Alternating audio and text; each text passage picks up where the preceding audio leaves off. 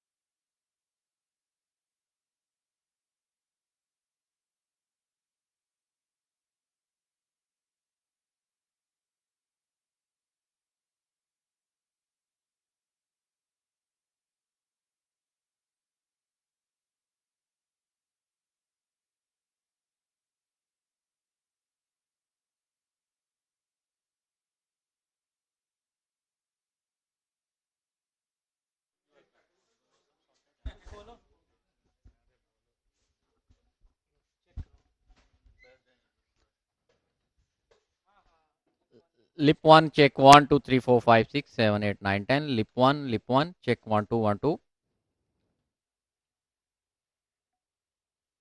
Lip 1. Lip 2, 1, 2, 3, 4, 5, 6, 7, 8, 9, 10. Lip 2, 1, 2, 3, 4, 5, 6, 7, 8, 9, 10. Lip 2, 1, 2, 3. Okay.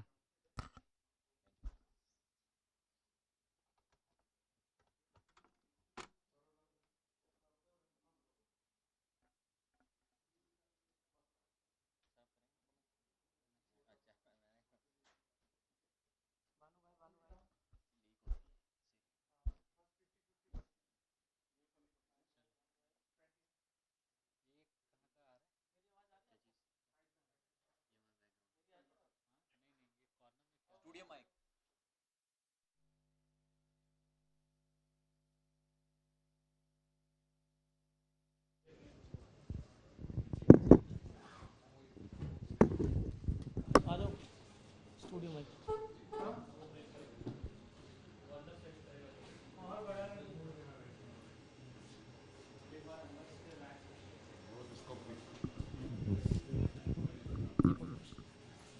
एक एक 3 number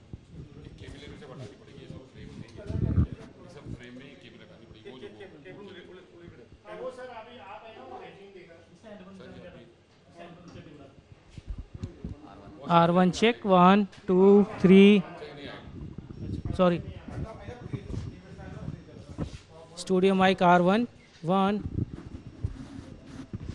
studio R2 check 1 R3, check 1, 2, 1, 2. Off.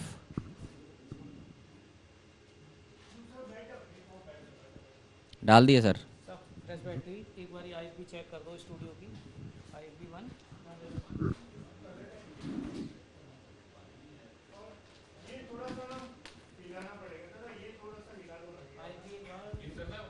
IFB 1 hello check IFB sir कुछ बोलो IFB में AP R1 कुछ कुछ नॉइस नॉइस टाइप का आ रहा है अब गया हाँ आ रहा है कुछ दबा हुआ है ना वैसे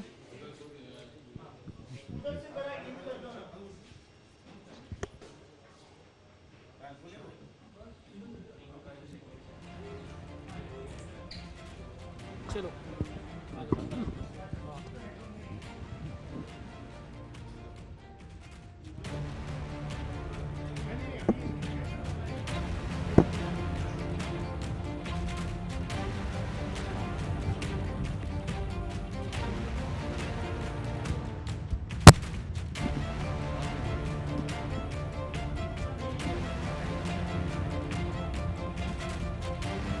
हाँ IFB 1 में म्यूजिक आ रहा है कैसे अजीब सा आ रहा है हाँ अजीब सा आ रहा है भानु भाई भानु भाई हाँ गया म्यूजिक मगर जो नॉइस है वो क्यों आ रही है हाँ हाँ कल क्लियर थी आज क्या दिक्कत आ रही है बोलना कुछ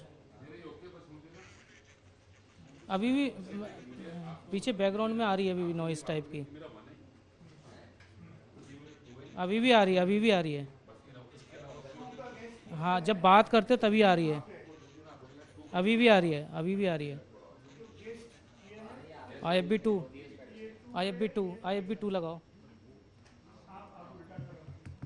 IFB 1 जो है वही लगा रहे हैं लगाओ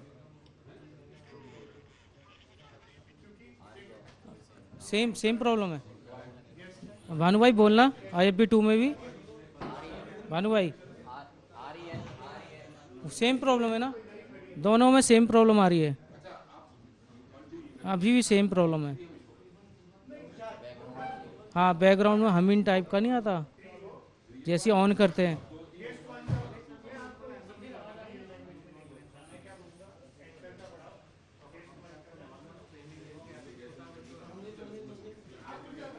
भानु भाई भानु भाई भानु भाई check check check check check check check check check check check check अभी भी आ रही है, अभी भी आ रही है।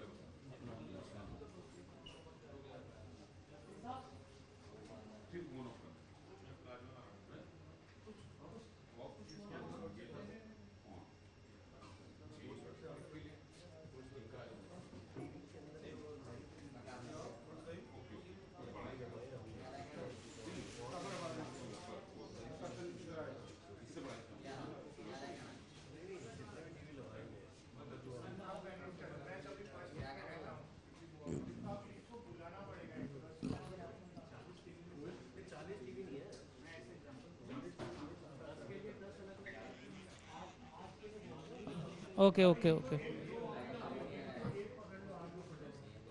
हाँ वो काम कर रहे हैं उस पर, मतलब लगा के रखना उसको,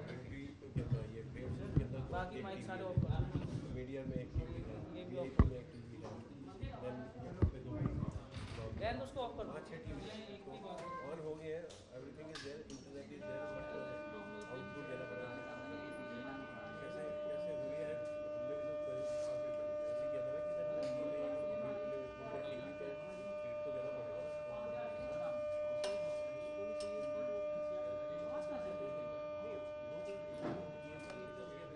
टीवी लगा दिए हैं,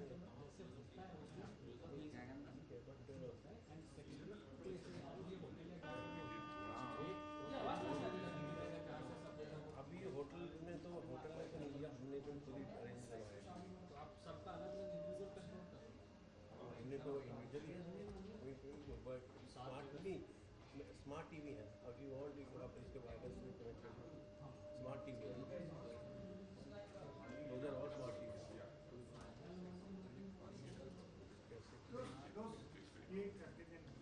आप इसको कुछ करो तो मेरे को बोलो, मैंने कहा we have provided the TV, तो आप लोगों को बोला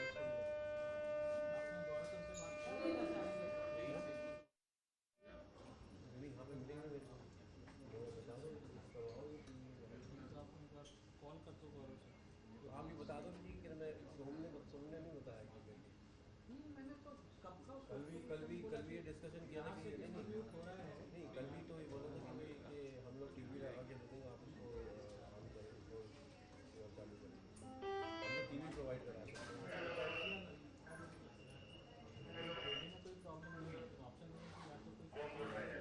केबल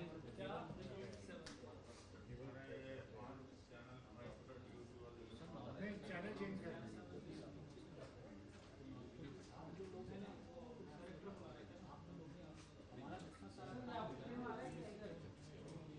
नहीं, वो नहीं आ रहा। प्रॉब्लम है कि हमारा जो बीएनसी आउट है ना, थैंक यू बॉस, इसमें नॉर्मली जहाँ पे भी जिसको क्या सोल्यूशन है उसका सोल्यूशन बताओ। सोल्यूशन ये है कि कोई बीएनसी केबल और प्लस बीएनसी को आपका एचडीएमआई करना पड़ेगा, आपका केबल बीएनसी में लेगा और हमारा सारा आप केबल बात करो, ये देखो टीवी सब लग गया, बट और एलईडी में भी चलाना है कभी कभी लाइन, हम तो चलो मेटा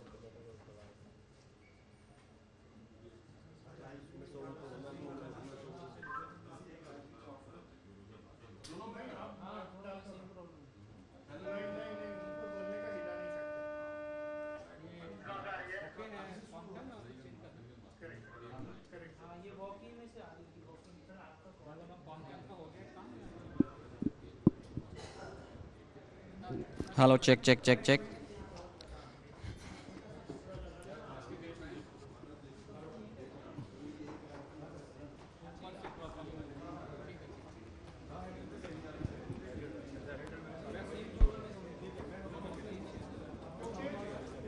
साउंड वाला है बिल्कुल, माइक भी है, तो ये इसको यूँ पकड़ेगा नहीं, हमें ऐसे करके पकड़ना पड़ेगा इसको, आउट ऑफ विजन है।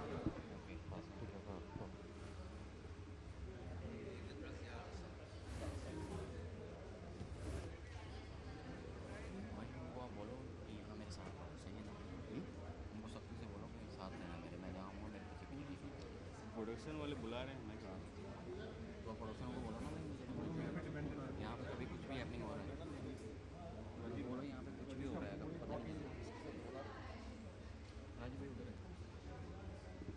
है। कार्तिक तू पूछ ले यार रोनी को 2 सवाल, हम लोग ट्रक में जाने हैं, 2 सवाल पूछने उसको। UpGrad Mumba masters why global chess league overall feeling और किसका क्या है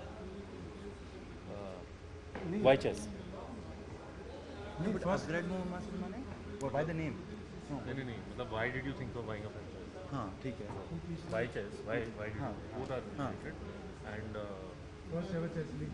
and GCA first ever chess league Franchise piece. Franchise बस दो क्वेश्चन फॉर्मेट नहीं फॉर्मेट बहुत सिंपल रखना है हमने सिर्फ एक दो बाइट यूज़ करना है सर एक बार माइक दोबारा चेक कर लें प्लीज़। Okay okay.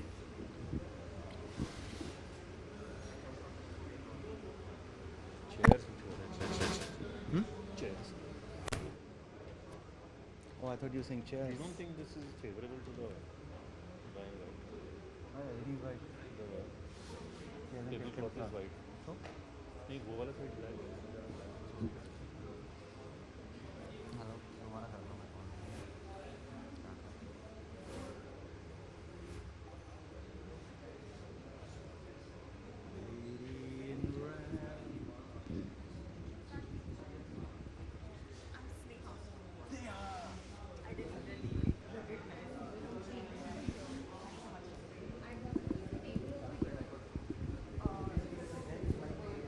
चल गया अरे तू इधर रोनी स्कूल वाले को बताता है सोहेल चंदू को तो बचपन से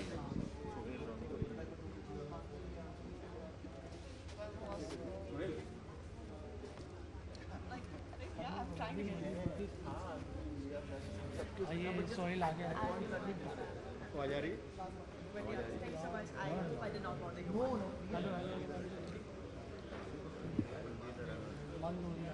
आवाज कट गई भाई मैंने आपने पानी की बलवा लिया ना फिर वापस हाँ नहीं आया ना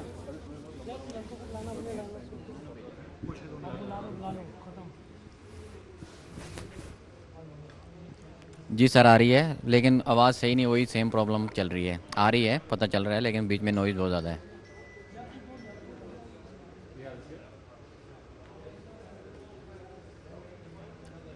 कौन रोहित रमन अभी तो मेरे साथ था 1 मिनट पहले मैं अभी आ रहा हूँ तो कहाँ पे हो तुम लोग ट्रक में हाँ मैं अभी आ रहा हूँ 1 मिनट में आ रहा हूँ I'm just waiting for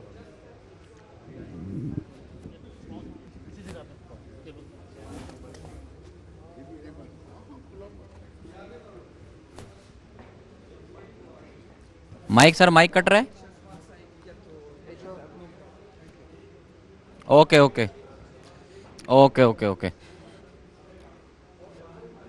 sorry sorry sorry अरे कहाँ जा रहे हो ओके सर ओके। अच्छा भैया टीवी में कुछ बैटमैन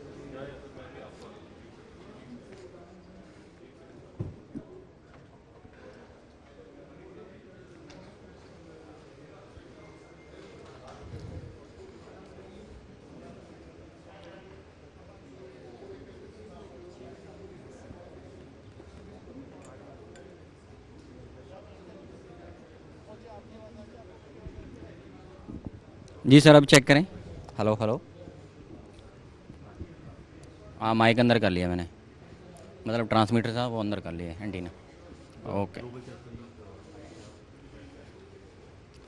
आ रही है हाँ जी हाँ जी।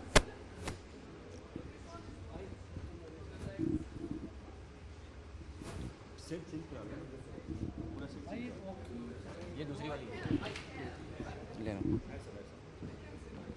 किस साइड कर रहे हैं किस साइड कर रहे हो इस साइड हाँ you are doing this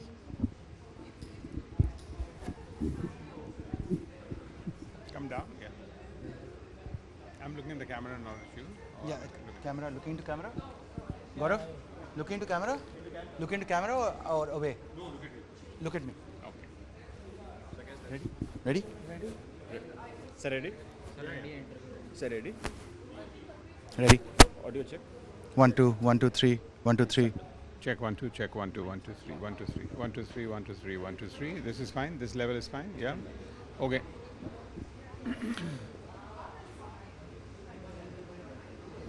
mic थोड़ा क्लोज करना है।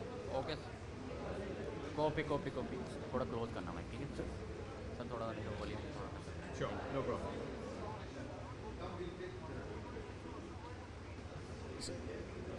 Shadows coming.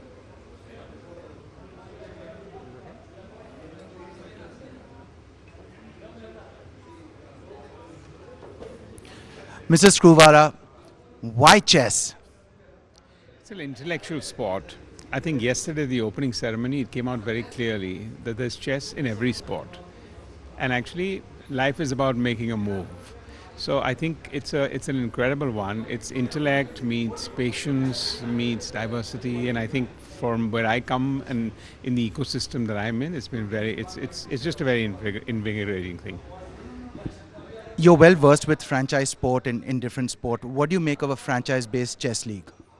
I think it's needed. I think it zeroes in on a few of the rules of the game. It brings a certain canvas to it. It brings a certain profile.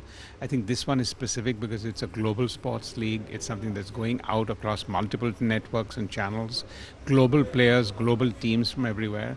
So nothing like a league to actually put it center stage and get the attention of viewers and players around the world.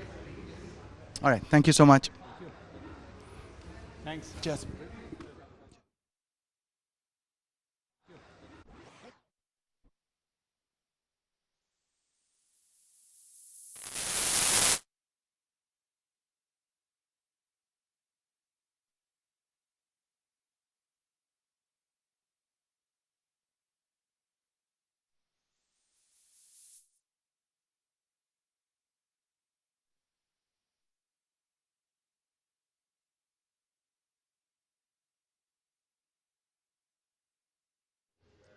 भाई IFB 1 में कुछ बोलना.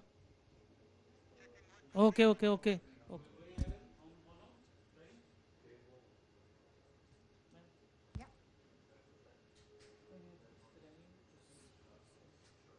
So which camera? I'm using this camera then? Yes. Okay.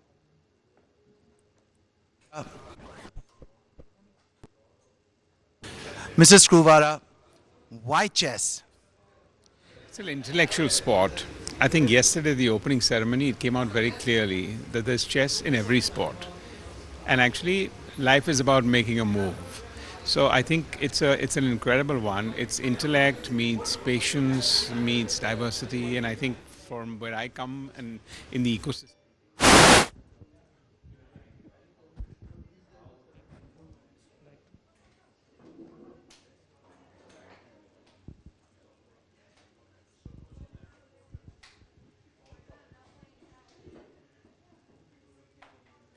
Yes, I can. I'm using this mic here, yeah? Okay, cool. All right, so yes, I can hear you. Okay.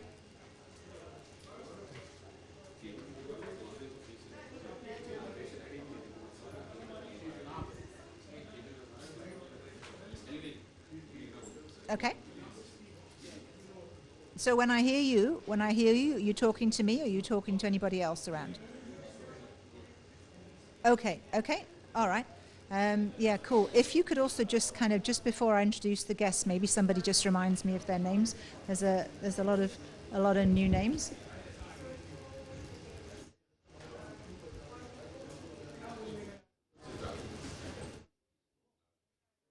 Sohail. Okay, all right, yeah.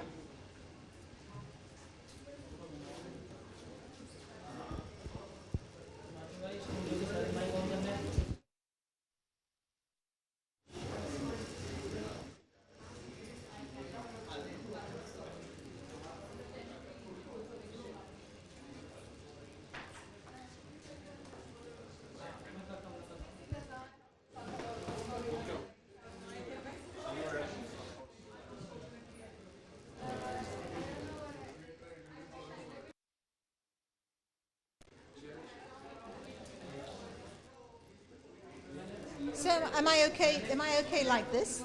Yeah. So,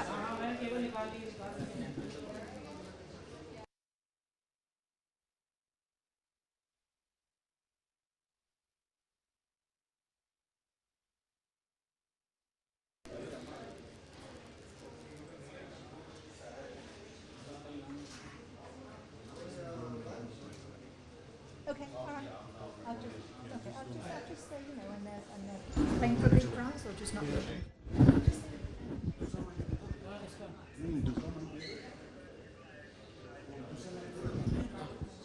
IP का frequency Bhanu भाई दूसरा mic दे दो नहीं नहीं नहीं frequency IP का hello check check check check 1 2 1 2 ma'am एक मिनट बात करना Hello and welcome. Thank you for joining us from wherever you're watching. We're here in Dubai at the Tech Mahindra Global Chess League.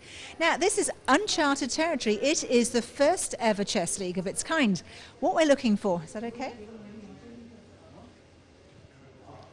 Yeah?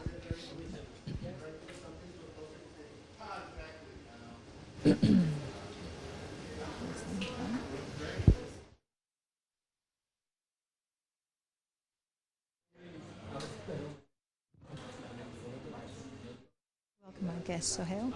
Sohail Chand. Check check check check तो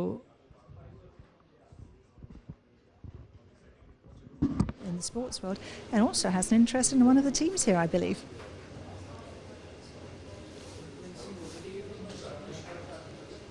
And joining us is Jagdish Mitra.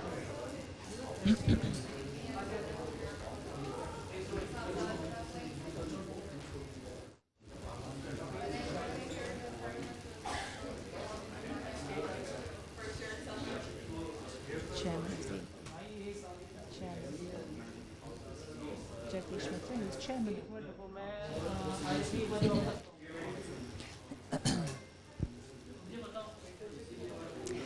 Hello and hello for joining us from wherever you're watching. Hello and thank you for joining us from wherever you're watching.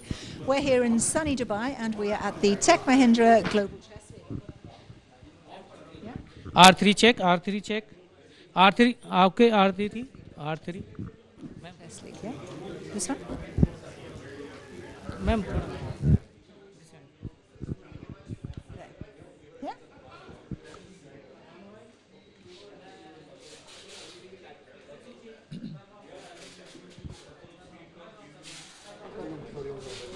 Hello there, and thank you for joining us from wherever. Hello, and thank you for joining us from wherever you're watching.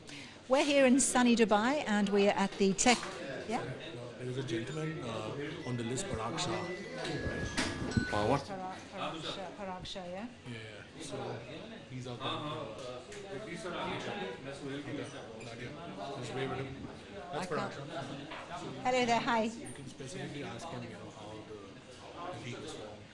Okay. The question about the league. Okay. What are the USP of the league? Okay. Why do you think it's different? You think Okay. it's going to be a trendsetter? Like, Yeah. he'll test that. Okay. So that gentleman is the.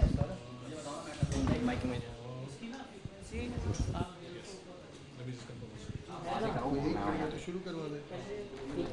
Hello, Jagdish. I'm Nadia. Nice to meet you. Nadia, good to How meet are you? I'm very good. Good. Now you were chairman of the board of the league, right? Okay, great, fine. So Mr. Jagdish Mitra, Mr. Jagdish. I'm sorry, I'm just trying to. I'm hoping I get all these names right. I've just had a whole load of names thrown at me at short notice. I'm hoping I'm introducing the right person. So I've got Jagdish and I've got.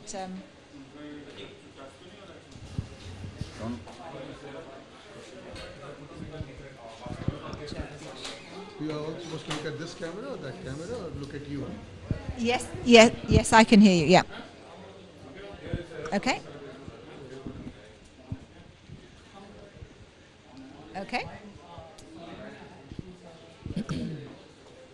So Am I tell me, okay? Where am I supposed to look when I answer? Which? Jagdish would like to know which camera he's looking at. Which camera's which?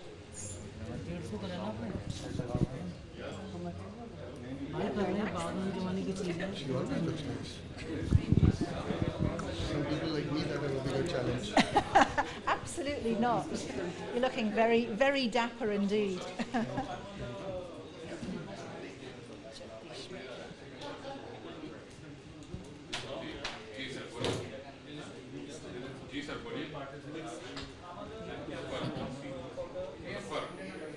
Where am I? Can someone tell us? Look at this camera? Tushar, which camera is Jagdish using? This, the one straight in front of him with the red light on. The one with the red light on, yeah? All the best to you. All the best, ma'am.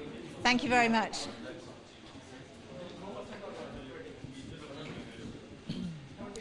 chairman of the board.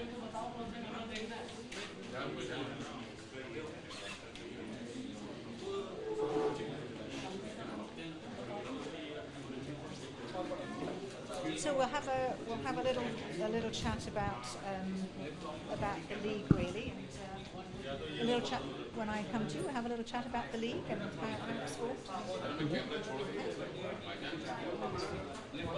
And then I'll ask you Sal. Check 1 2 1 2 R2 R2 R2 R2. As long as you don't ask me to play chess with her, and any chess moves, I'm good.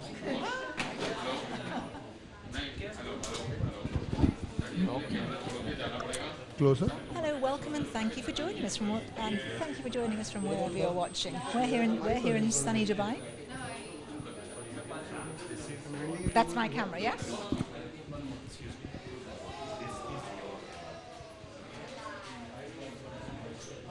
Can I? Is it okay to hold a bottle of water or? Silence, please.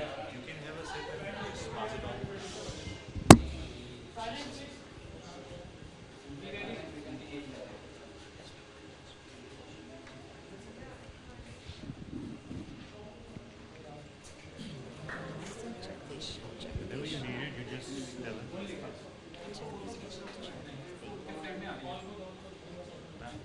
Just be a little back. Sure. Better? Thank you.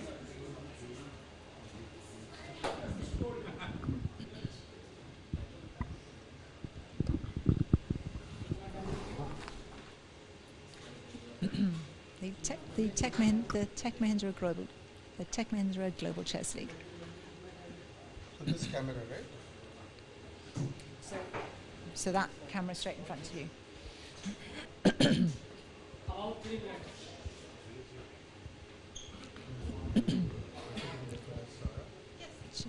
Mitra. Nadia, right? Yes. Jagdish Mitra.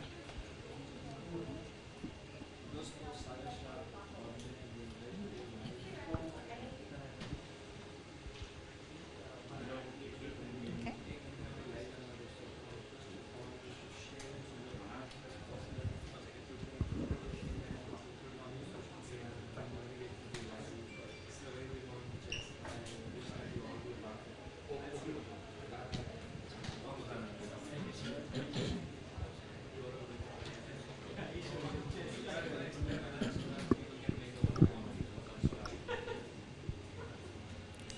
You'll tell me when to go in, yeah?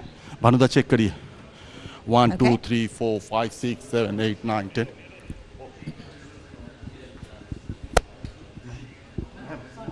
And then you just give me the cue.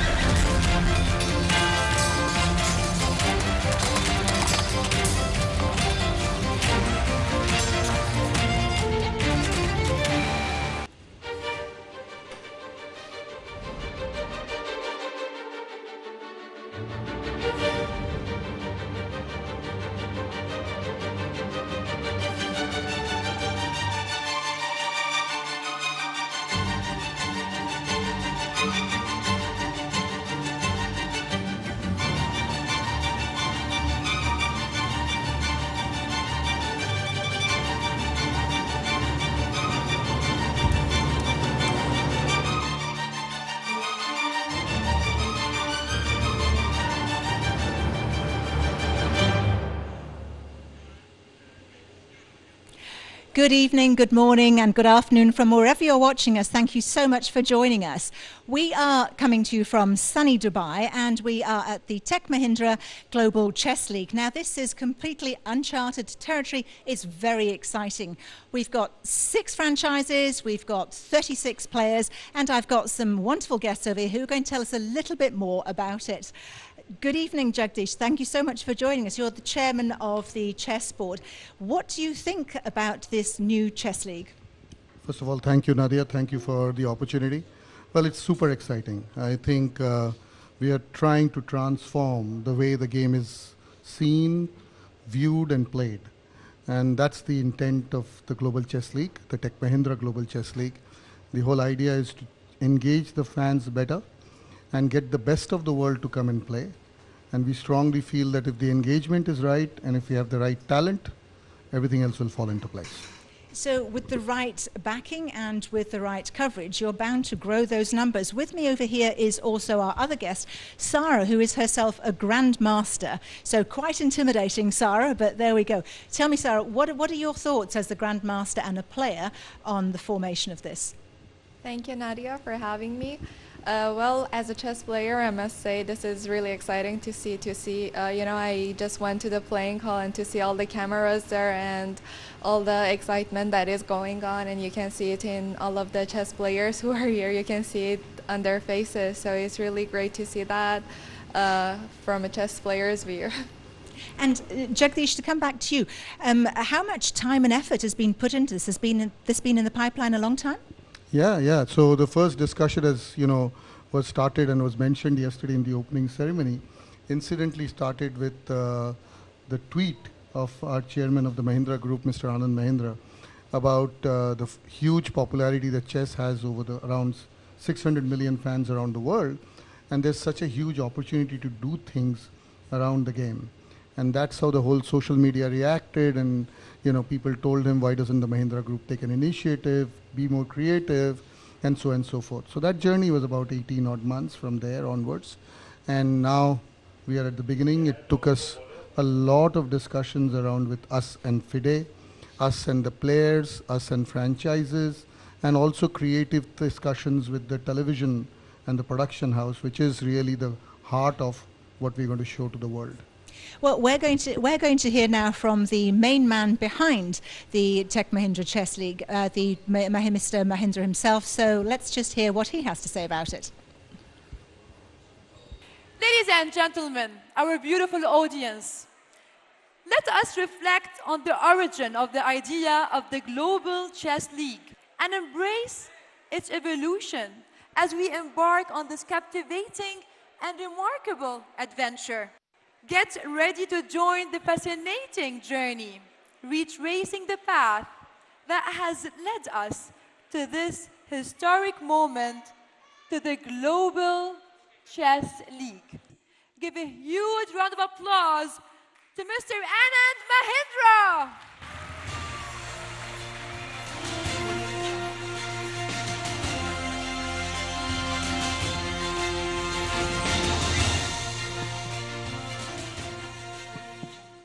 A very good evening to all of you here tonight and to all the chess enthusiasts who are watching from around the world. And I must tell you, I feel like this is a very surreal moment right now. And I use the word surreal because, like most good things, this chess league came about due to serendipity, through a happy accident. And I'd like to share that story with you. During the pandemic in 2020, I was watching the Chess Olympiad online, and I got hooked onto it because of the narrative, the commentary by a bunch of young enthusiasts of chess who also happened to be comedians. And their commentary was both entertaining and insightful. So I tweeted online, complimenting them, and I got a response from one of them, Samay Raina, who happily is here with us today, and he threw me a challenge. And he said, Mr. Mahindra, if you're enjoying this, why don't you create a chess league much as you did with the Indian game of Kabaddi? So I replied saying that that was an intriguing idea and I might well do that. A few days later, I get a mail from Arkady Dvorkovich, the chairman of the International Chess Federation. And Arkady says, I saw your tweet. Are you serious? If you are, then we'd like to collaborate with you. So we did a Zoom call and began a conversation, a back and forth, which I think you'll agree, Arkady, went on for a little longer than we would have liked, but it did bear fruit eventually. In fact, we are here today because of that. And then after that, I approached C.P. Gurnani, my colleague, who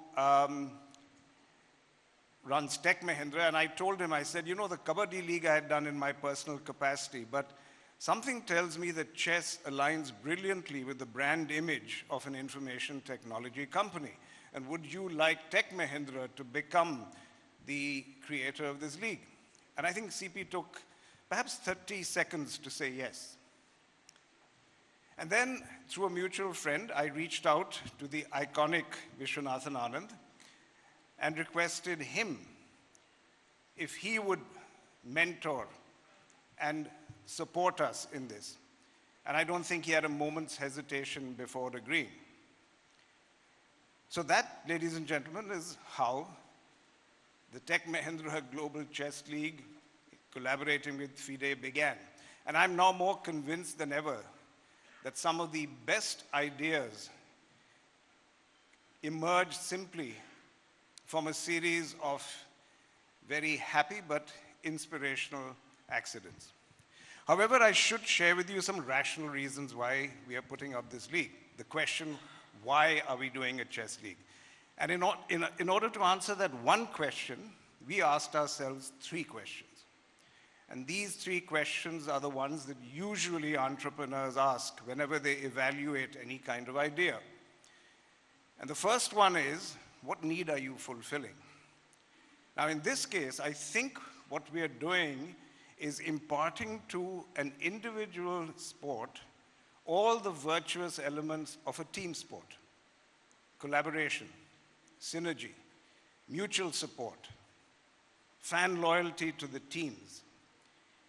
And I think because of this, we might just see a dramatic increase in the worldwide following for this game.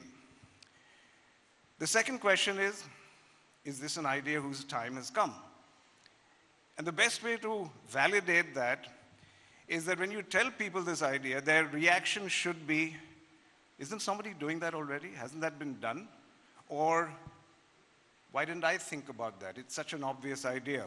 And I have to tell you that all of us, whenever we broach this idea with anyone, that was exactly their reaction. A chess league? Hasn't it been done? And oh my God, it's so obvious. That's the next big move for chess, pun intended. And so that condition was fulfilled.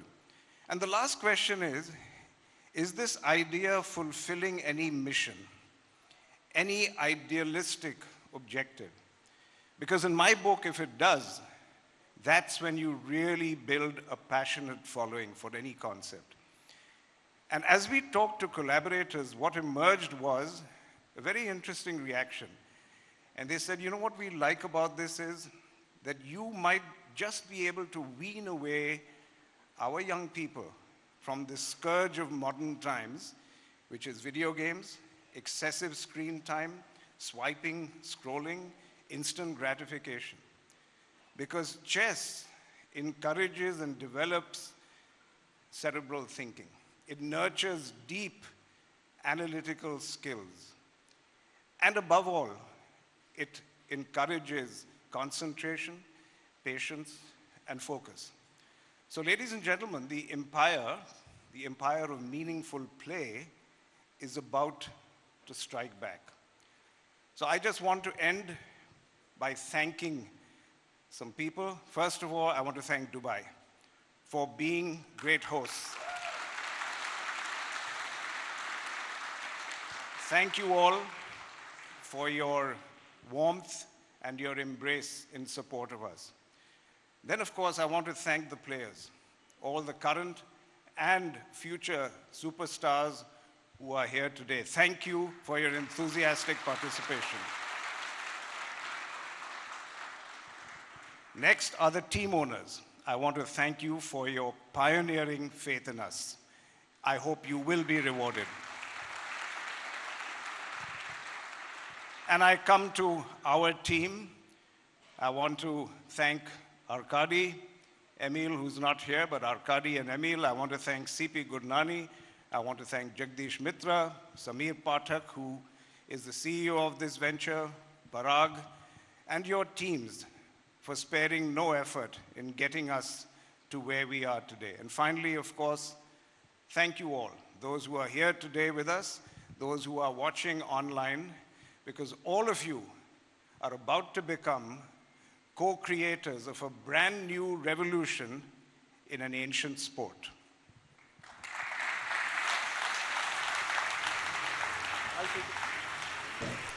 And that was Mr. Anand Mahindra sharing with us his thoughts about how that league grew from such a small, simple comment and inspired him to create what it is become and what is going to become today. Jagdish, what do you think? What do you see it developing into in the future from these small beginnings that are growing so fast? Well, Nadia, I think there are, as we've said, there are tremendous opportunities of expanding the league, both in terms of the engagement. What I mean by that is this league can become an all-year engagement. I think some of the formats that have inspired us and have made us look is how the US and the American system of sports works, college, then division, and then finally to the franchises where they have a chance to pick up from draft. That's a thought in our mind to create something like that globally. Second thought is really about the opportunity for us to be able to expand the league from 6 to 8 to 10 teams. The third part is really about making sure that people, especially the children, the next generation of the future, is really where the engagement needs to lie, and we think that can be a huge engagement. The numbers that we have in mind is that from 600 million to become 1 billion chess fans and chess players in the world. Very ambitious indeed, won't be long. We're going to take a quick break at the moment, but we'll be back with short highlights from the opening ceremony, so do stay with us.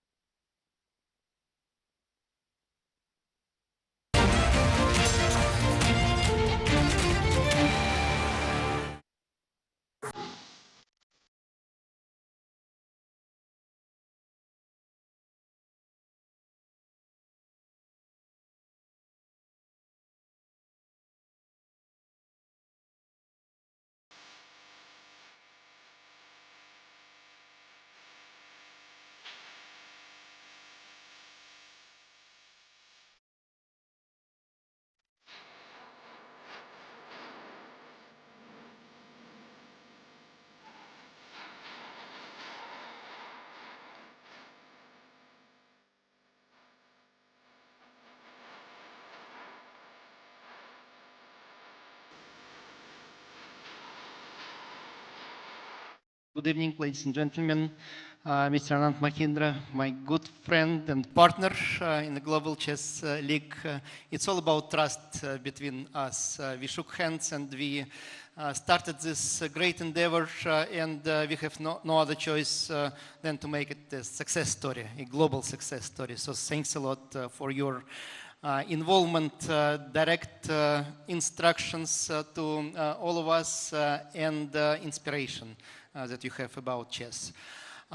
We started this journey quite a long time ago, and here we are in Dubai. Thanks a lot to our partners in Dubai, our friends in Dubai, Dubai Sports Council, and all people who are making chess here real history, starting from Dubai Chess Olympiad some 40 years ago already. Hopefully not the last one. We are coming to the next one, hopefully very soon.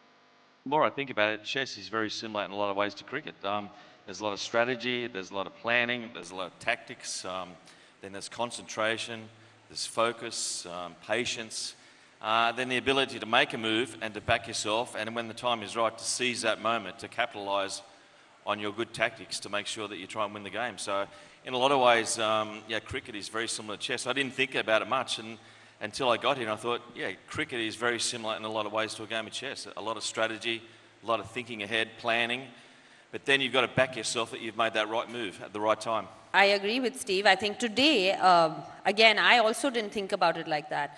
But in tennis, we make small decisions every millisecond. Every ball we play, every point we play, we're making multiple decisions. But those decisions are based on what the other person may or may not do after you make that decision of hitting the ball. So it is a lot to do with making those decisions based on your ability, yes, but also based on the other person's ability of what they may or may not be able to do. So there is a lot of similarity in every sport, because there's no sport in the world where you would just make a move without thinking about it. You know, you have to think about the weaknesses of the other person, you have to think about the strengths of the other person and play to your strengths and make sure they play to their weaknesses. So that's exactly you know, how I have gone about, you know, with the kind of team effort that goes into tennis. I know that sounds crazy, but what we do for the 2 hours on the court is actually, you know, the only thing that people see. The other 22 hours, there's an entire team that goes behind it, which is making all those, helping you make the right decisions and giving you the ability to be there in order to be your best mentally and physically. So yeah, it does have a lot of similarity. It's just a little bit different, obviously, because you know, maybe we have to make many decisions every point, like 5 times a point, and sometimes we make wrong decisions many times in a match, but you can still win the match. I don't know in chess if you can make that many wrong decisions and win the match.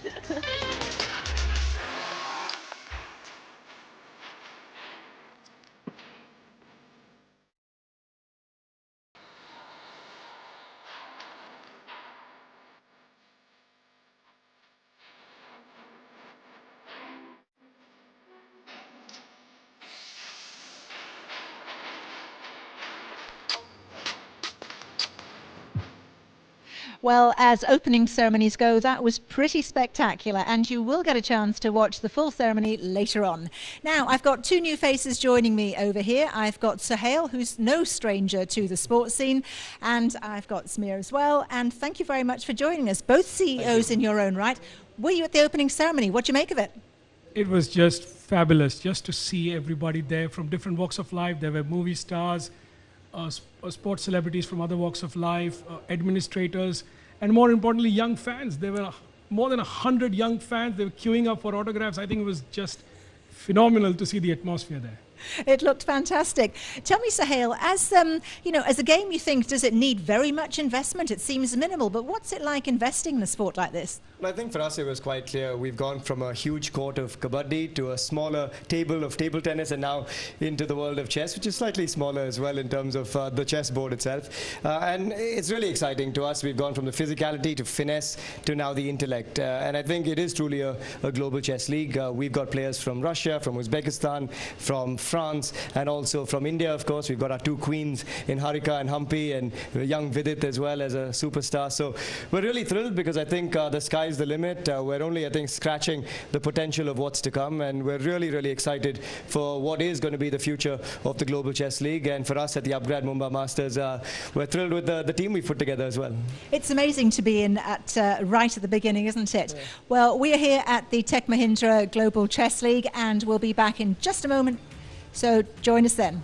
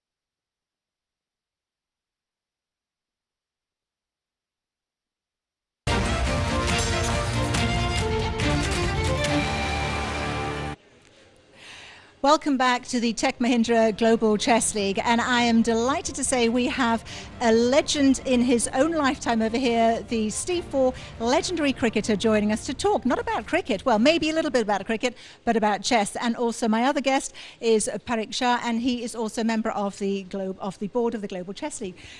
Steve, can I just come to you first? Thank you Sure. so much for joining us. Thank you. Busy man. Yeah, it's great to be here. It's exciting. Are you a very talented chess player as well as a cricketer, or No, just a I'm bit not more a talented average? chess player. I'm here to learn, but it's something I played as a young boy. But then I was outside playing cricket and soccer and tennis. So I'm an outdoor sports person. But I'm excited to be here for the launch of this global chess league. It's exciting. There's a lot of nerves around, and just about to kick off. So it's going to be great fun. Do you figure, I mean, to me as a layperson between chess and cricket, I think, well, are there any similarities there, you know, with tactics and strategy? Is it a thinking man's game as cricket, from what you I've might seen say? and here, definitely a lot of synergies between cricket and chess. Planning and strategy and tactics, and then you've got to have patience and concentration and focus, and then you've got to trust your judgment, and then you've got to sometimes you've got to seize the moment when you think the time is right. Then you've got to go for it. So there's a lot of similarities. Excellent. Peric, what do you think? You're a member of the board. Are you an avid chess player as well? No, I'm not. Just played as a kid. So, Nadia, nothing more than that. Right. So you haven't taken on any of the grandmasters or world champions that are here at the moment, no, then? I'm just here to watch them and learn the game. And would you take on Steve himself here, either on cricket or tennis? Well, Steve's a legend here, and it's a pleasure to be sitting next to this icon man. But he's absolutely right. I have to say that when we grew up and saw Steve play and beat India a lot, I guess we realized finally it was a thinking game. It was Steve, the cool, calm, composed Steve, out there with his team, telling them how to win while India was out there. So, Not Steve, all the time. while I had some tough moments against India as well, and I think it's exciting today. I think the big change today will be in front of cameras for a lot of the players for the first time. I walked into the playing arena about 10 minutes ago. I was nervous with 27 cameras there, so that's a different perspective for the players today to confront and to take on. So it's going to be exciting to watch. Yeah.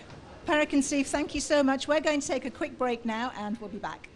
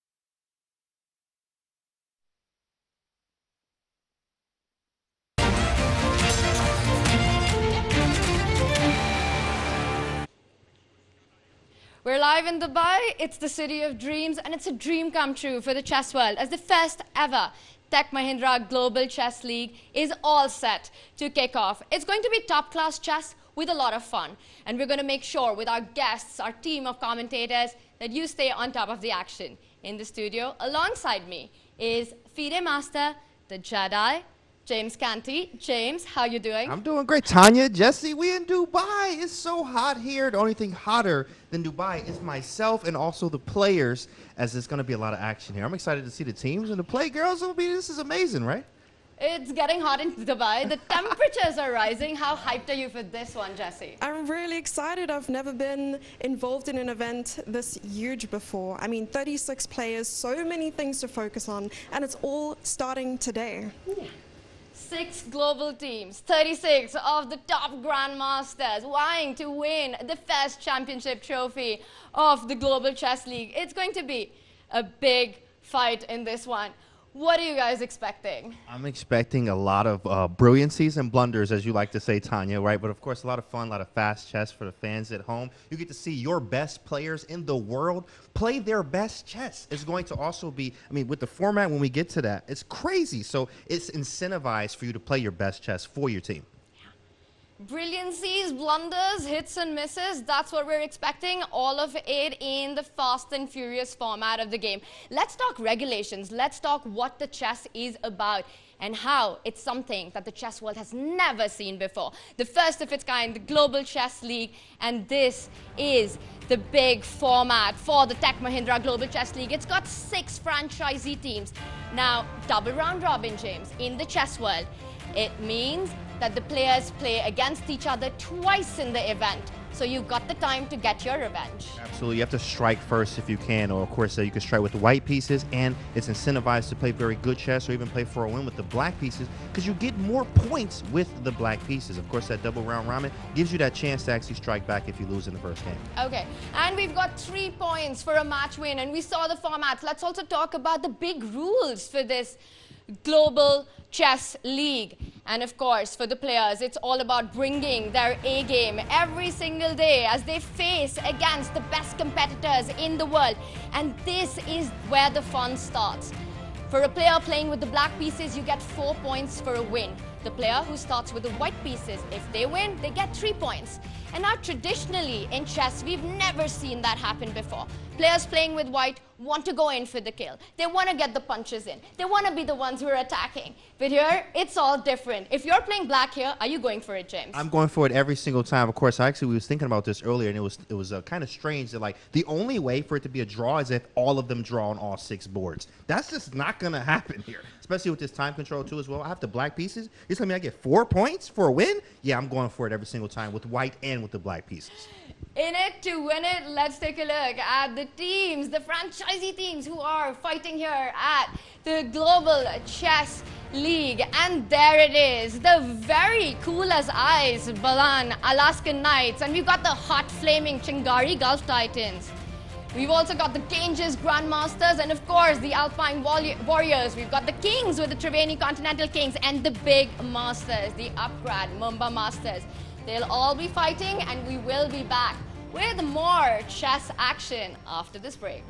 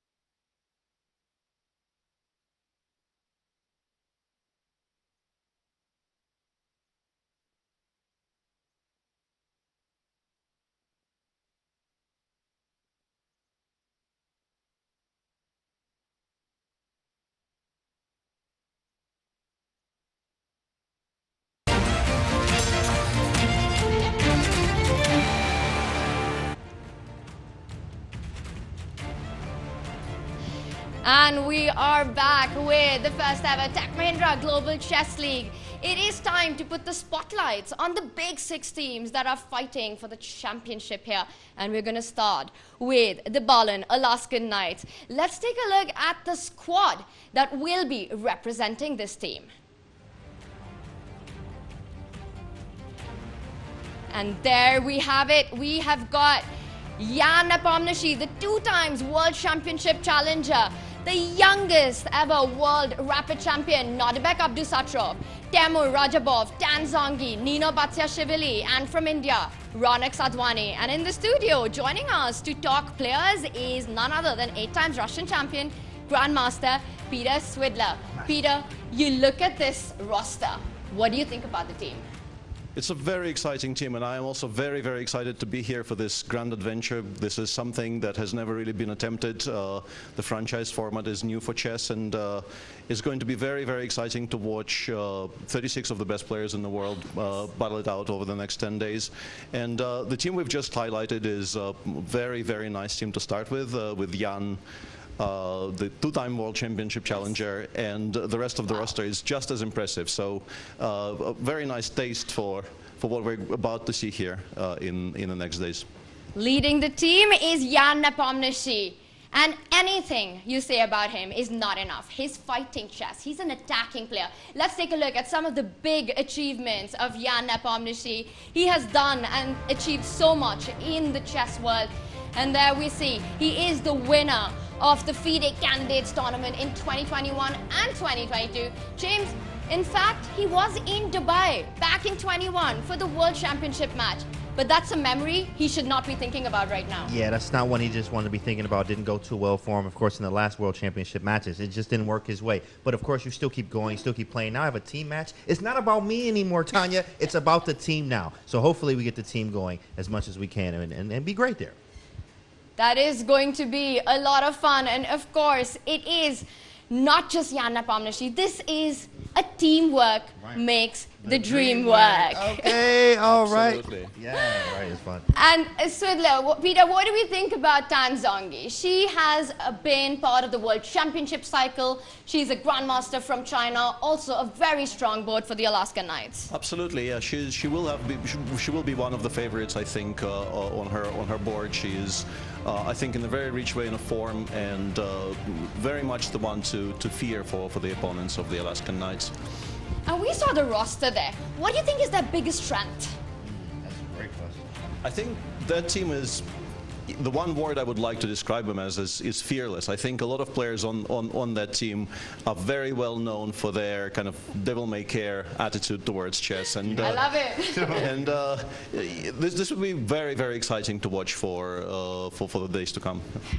Now, one team who's here is definitely looking at striking and getting that title. And I think you guys know who I'm talking about. I think you have an idea. Peter, if you had to guess the team that's coming up next? Probably the team with Magnus in it. That's it. You hit the spot there. Led by former world champion, but he has 15 world championships under him. He is the world #1 player from Norway. Magnus Carlsen leading the Alpine Warriors. But we see the roster there. It's not just him. Take a look at the other players as well. Gukesh, he's just 17 years old. One of the best players in the world. He's world number 13 already. And then you've got Arjun Aragasi, a big Olympic medalist. Pragnananda, the junior player. Phenomenal chess. And also Irina and Elizabeth Pat. How is any team going to beat these guys, Peter? By trying very hard and also getting a bit lucky, I guess. This is a very, very impressive roster with Magnus up top there, of course, and then the 3 absolutely fantastic Indian juniors representing this new wave of Indian chess, which will probably take the world by storm in the very, very immediate future, you would say. In about 3 years, the top 10 will look very Indian, and these guys will be very much representing that new world order. So yeah, this team is unbelievably impressive. Big names, big team. That's the one you've got to beat, James. And we've been talking about Magnus Carlsen. And I think it's going to be impossible to fit his achievements in just one slide. I think we're going to need an entire show talking about just what he's done in the chess world. But take a look at that. He is also the current world rapid champion and the world blitz champion. He's got 5 classical world championships under him. He is world #1 since 2010, hasn't been challenged. And we're still looking for the one in the chess world who's there to challenge him. But what makes a team competition fun is that it's not just board #1. Absolutely, and as we mentioned, this is perhaps the most exciting team, because I think the one thing that we've seen over the past year is the emergence of these new talents, and I will continue drumming this point home. I'm so excited to watch these 3 juniors play alongside each other. It's going to be so much fun to observe them in action. And we talk about these juniors playing alongside each other. Let's not forget that they're also looking at overtaking Magnus. There's also a lot of competition within the team. These are the players who want to beat Magnus, but today it's all about playing in the team. And one such player is Pragnananda from India. He is the big prodigy for the Alpine Warriors. And let's take a look at what Prag has achieved at all of 18 years old. He is the 2nd youngest Grandmaster in history.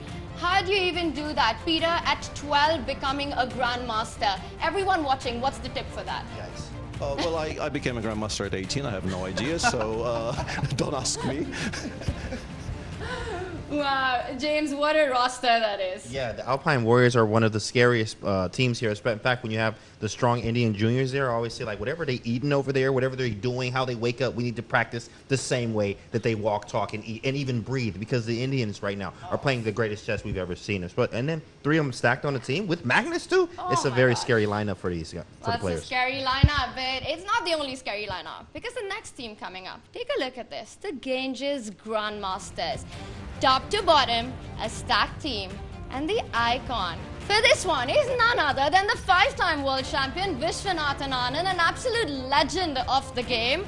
And I look at this bottom to top, it is such a balanced team. You've got Anand leading from the front. You've got Ricard Rappo, a youngster who has been a trainer to many of the world champions. You've got Lenya Dominguez and, of course, Hu Yifan. And I think this is the key board for the Ganges Grandmasters.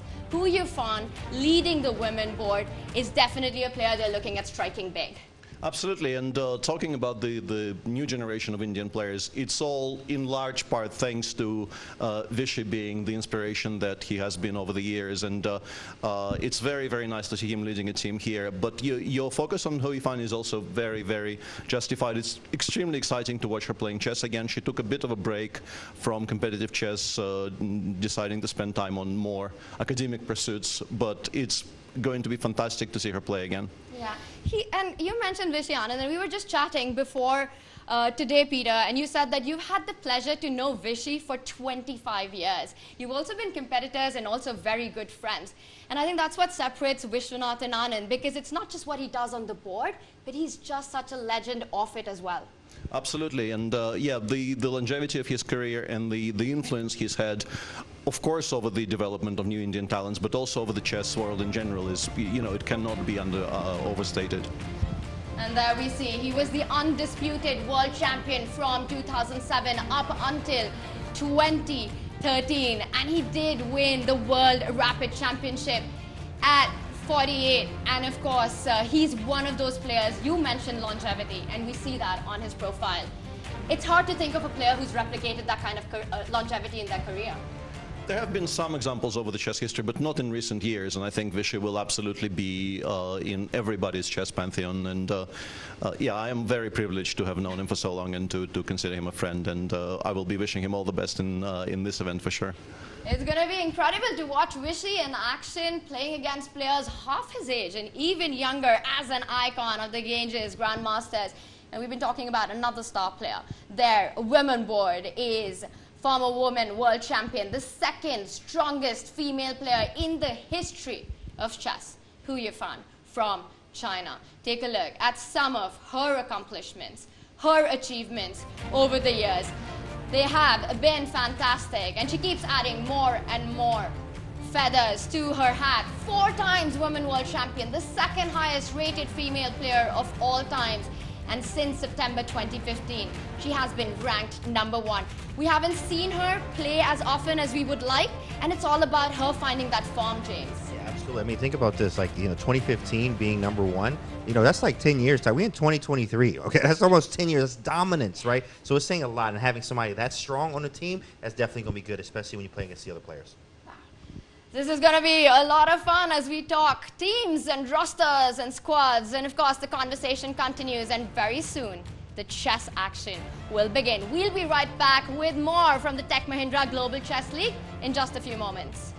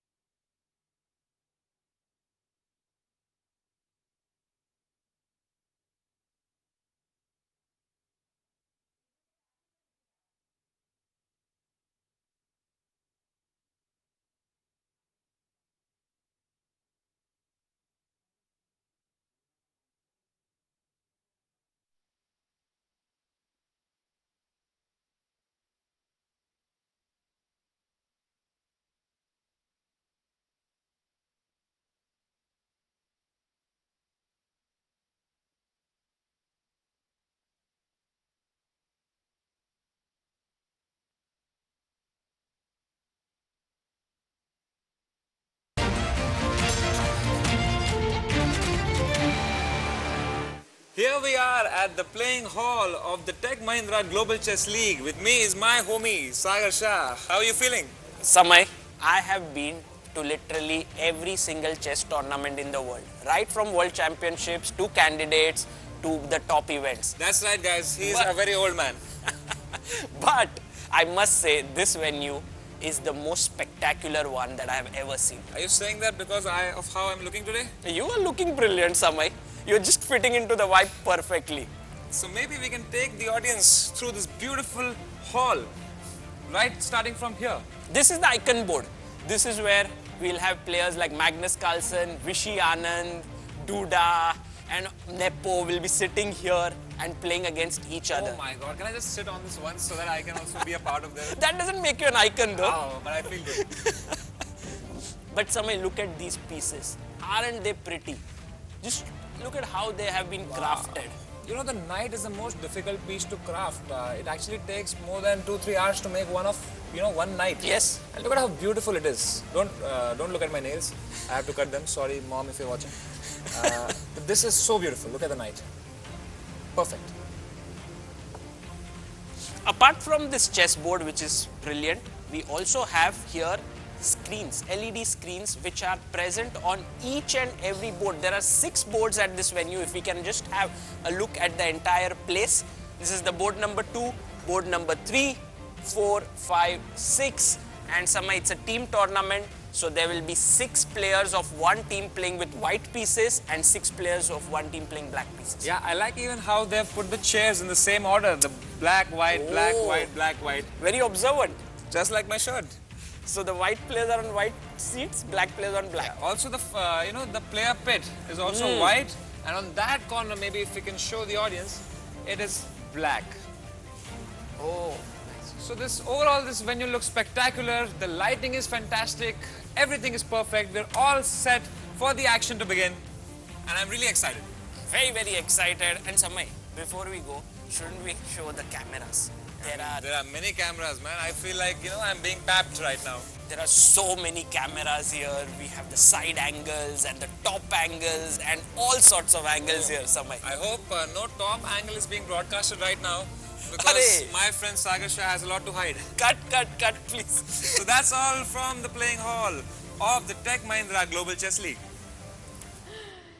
Samay and Sagar, they're having a lot of fun in the playing arena, but of course, once the players step in, it is going to get hot in there. And we saw so many cameras, James. The lighting, it just looks like it's going to be high pressure. Do you think the players are going to feel some of that tension going in? Absolutely. It's lights, camera, action, 100% of that, of course. And these players are going to have to really handle that pressure the best that they can. If you're used to it, cool. If you're not, it will show. Of course, there's a lot of eyes watching. 150 countries across the globe, right? Everybody watching at home. People online are like, where do I watch it? They want to watch it, and it's here. And hopefully, these people are ready today, especially with these cameras watching. And Peter, the chess world has seen nothing like this before.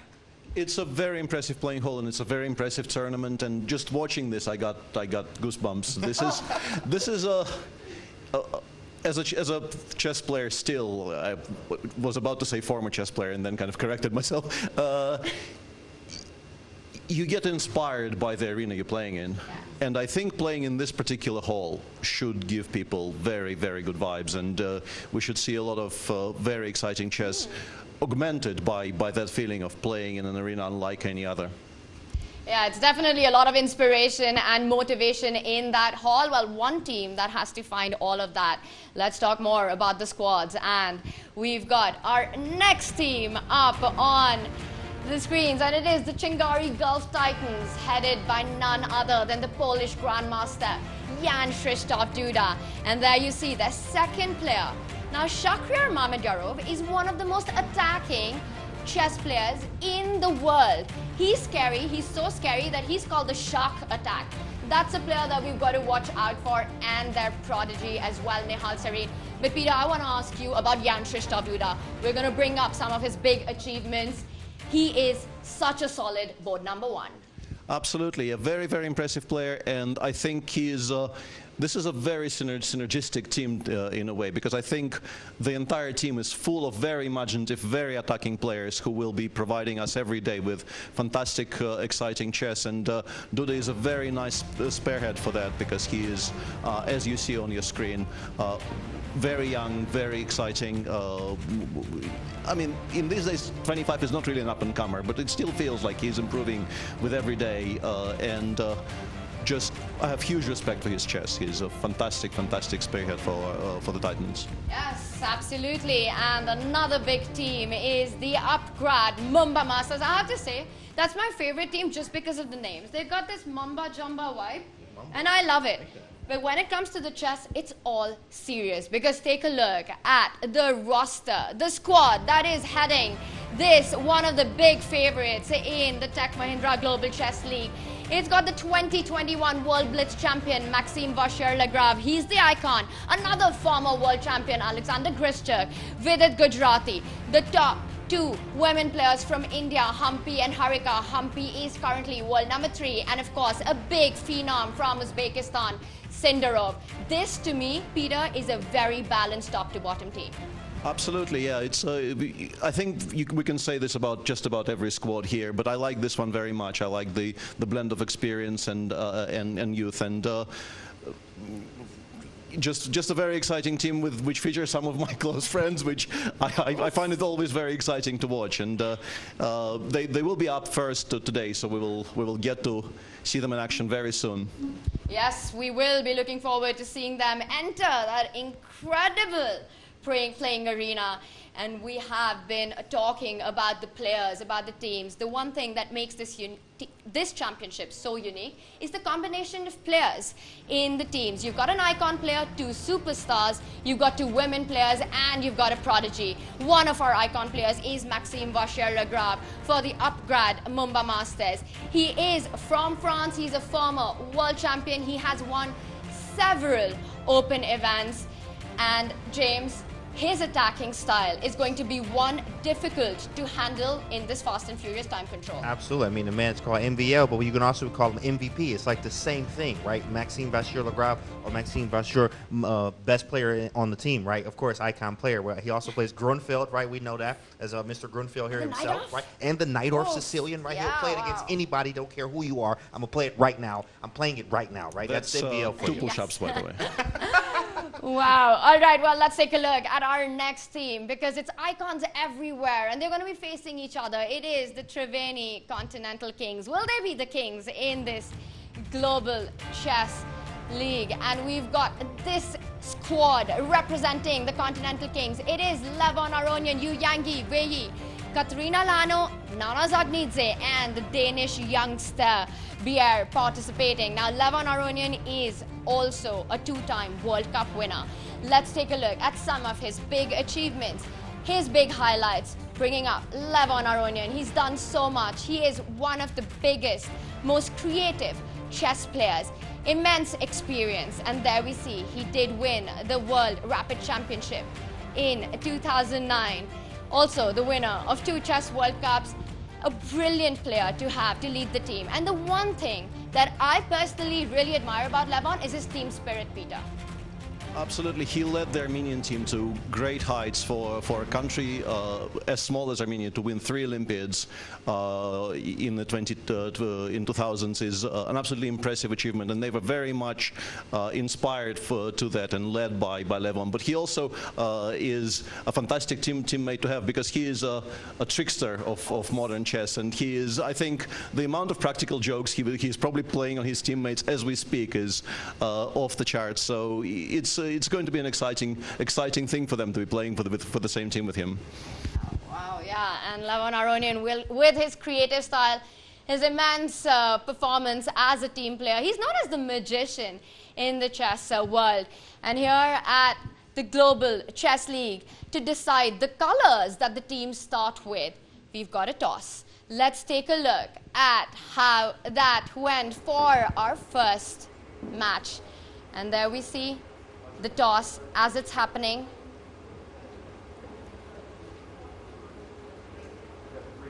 And we are getting an update that in fact the Triveni Continental Kings did win the toss and they chose to play with the white pieces. Now in this league, one of the cool things is that with white you win, you get 3 points. With black you win, you get 4 points. James, what do you make of this decision to start with white after winning the toss? I mean, yeah, of course, having the white pieces, it gives you that advantage. You get the first move advantage. But really, I mean, fast time controls, honestly, I almost look at it as Armageddon. It's not, of course, because if you draw, it's not a win, obviously. But with the black pieces, it does entice me to go for more. So I honestly would have took the black pieces just because I get that 4 points. You got to play for more. It is a risky thing, but you get those 4 points, so it means a lot. Did that surprise you, Peter? Not really. I think there should be some nerves jangling a little bit before the first round, and to have the white pieces in the first game gives you a bit of a safety cushion. So I'm not shocked that Luc van Veli, the captain for Triveni Continental Kings, chose white for his team. But we'll see if it pays off for him. It is all about getting those points with white. You cannot let yourself go down because black wins means 4 points. Let's take a look at the squad that will be fighting. This is our matchups. These are the pairings that are coming up. We will be seeing 2 big fights today, starting with the Triveni Continental Kings taking up the upgrad Mumbai Masters. And we've got there with the icons, Levon Aronian against Maxime Vachier-Lagrave, top to bottom. This is going to be a big fight. The chess is about to begin. We're going to go into a short break, but right after that, we're going to get into business with Samir Raina and Sagar Shah.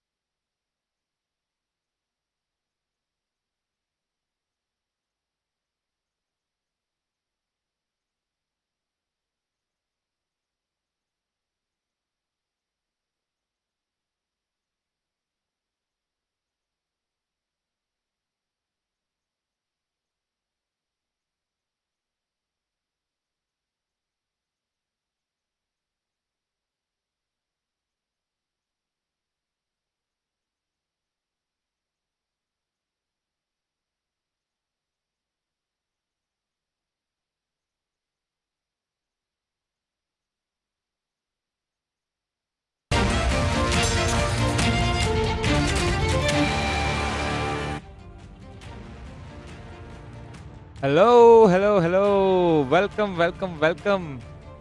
We have here Triveni Continental Kings taking on the upgrade Mumbai Masters with me, Sagar Shah, in the commentary box. What do you think about this matchup, Sagar Shah? Samay, this is going to be absolutely epic because Triveni Continental Kings is really pumped up with Levon Aronian at the top, and also with MVL, upgrade Mumbai Masters is all in. Yeah, I'm super excited for this matchup, Sagar, because Levon Aronian is a very attacking, aggressive player, while MVL is a very creative player. He comes up with new ideas never before seen in a chess game. Absolutely. And also, Samay, Triveni Continental Kings has... There you have it, Sagar Shah, Levon Aronian, all the players, MVL, Grishchuk, we see Humpy, we see Harika, everyone's entering. Yes, they are basically standing near white players, near the white king, and black players near the black king. So that's how they have it. Right now, upgrade Mumbai Masters are having the black pieces. So they are all standing on that side, while the Triveni Continental Kings are near the white side. Can you read their body language? What do you think? I think Grishchuk looks nervous, yeah? I think in general, they are all a little bit worried because, you know, the entire vibe of the place, the playing venue is so new. There are lights and there is so much... it's a new atmosphere. Yeah, and it must be so scary and intimidating to be the first ones to be playing in this playing hall, right? Yeah, true. But you can see there Vidit and Humpy just joking around a bit. Harika also has a smile on her face. While Javokir Sindaro, the young talent from Uzbekistan, Samay, he has been at the top now for quite some time. He'll be the one to watch out for. Yeah, and here we see Nana Zagnitse brushing her hair, and we have here Steve Waugh, Sania Mirza, and we also have Samir Patak, the CEO of Global Chess League. Yeah, guys, as you know, there's a fan pit there where all the guests can sit and enjoy the match right in front of their eyes. Although, Sagar, looking at a chess game without a board might get, a little confusing. That's true. They have some boards there, but Samay, look at this. It's a brilliant kickoff today that we have. Sania Mirza was the former India #1 in tennis. And we already have crowd there. Samay, 60 people are allowed in the playing hall. Yeah, how lucky is it for them to be there? And how can someone in the audience go and actually get a ticket to You can sit go there, at Sagar? globalchessleague.com and get your tickets. By the way, Samay, all the players now slowly taking up their chess. It's Yu Yang versus Grishchuk here, Wei Yi versus Vidit. And look at Vidit, he's in his meditative pose, as he does always. Katrina Lagno versus Koneru Hampi. And we have also Nana Zagnidze versus Harika, good friends of each other there. And also Javokir Sindaro versus Jonas Bear. What is the most exciting matchup, Sagar? I feel it's Aronian versus MVL, the Oh, for two sure. icons. For I'm sure. really, really excited to see what kind of an opening does Aronian choose, because he knows that MVL is a very creative person, and if he plays a sharp line, he might get into some trouble. Absolutely, and they both are good friends of each other. We have the guest making the first move there. They shake hands, and will Aronian keep that move on the board is the question. He E4, that move, pawn push in front of the king has been played, or will he take it back and then make another move? So what do you mean? If the guest plays a move, is that the move that the player has to play? Generally not, but I think Aronian is okay with that. And we have on the second board, we have a move that has also been played here. Do you think somebody will play the knight out in the first move? Because right now everyone's playing the king's pawn. Yes, you can see, look, Yu Yangi took it back. but Aronian didn't do it on the first board. And here you can see Wei Yi is telling Bharat Singh Chauhan which move to make. And we have the CEO and MD of Tech Mahindra, Gurnani ji, who's going to make the move here. Wei Yi taking on Vidit here. And he plays, what is it, Samay? He has Queen played pawn the up, queen's the queen pawn. Yeah. The queen So, pawn. Sagar, has it ever happened that the guest plays an illegal move in the first move itself? Well, generally they ask the players, what should we play so there's no illegal move there. And by the way, handshake, the games have started, Samay. Slowly we should begin. And Steve Waugh is here, the legendary cricketing player who is here, and he makes the first move. King's Meanwhile, pawn move. Sagar, the game between Levan Aronian and MVL has begun. Can we have a look at that game? But Samay, Sania Mirza, and I think we'll finish with this opening move and then go to the game. Sania Mirza making the initial move in Nana Zagnidze and Harika's game. Wishing them the best, and that is super. And now the final board, Jonas Bear versus Javokir Sindarov. And he says Nobody has moved the knight in the first move. no moves. And by the way, this is Jagdish Mitra, the chairman of Global Chess League, and he plays pawn up. Oh, king's pawn. that was a rejected handshake there. Maybe all of these can become memes. Guys, we are active on Twitter. So please use the hashtag Global Chess League and tag us with your favorite memes, tweets, and everything that you feel that, that you want to share. And we might even put up some of your tweets here on the broadcast. Right. And there we have MVL. They have made a few moves already on the board. We can go and check it out from the beginning. What has happened here? It's 15 minutes plus 10 seconds increment. Rapid play. It will be epic. Let's have our analysis board here so that we can see. But while they're getting it somehow. Yeah, there we have it. So here we have the position on the board, and MVL is in complete focus. Okay, so let's try to analyze this position, Sagar. The bishop on that F3 square, if you can show the square. Yeah, they need to, we need to get the analysis board. This is the live board, Samay. Right now, this is the live position.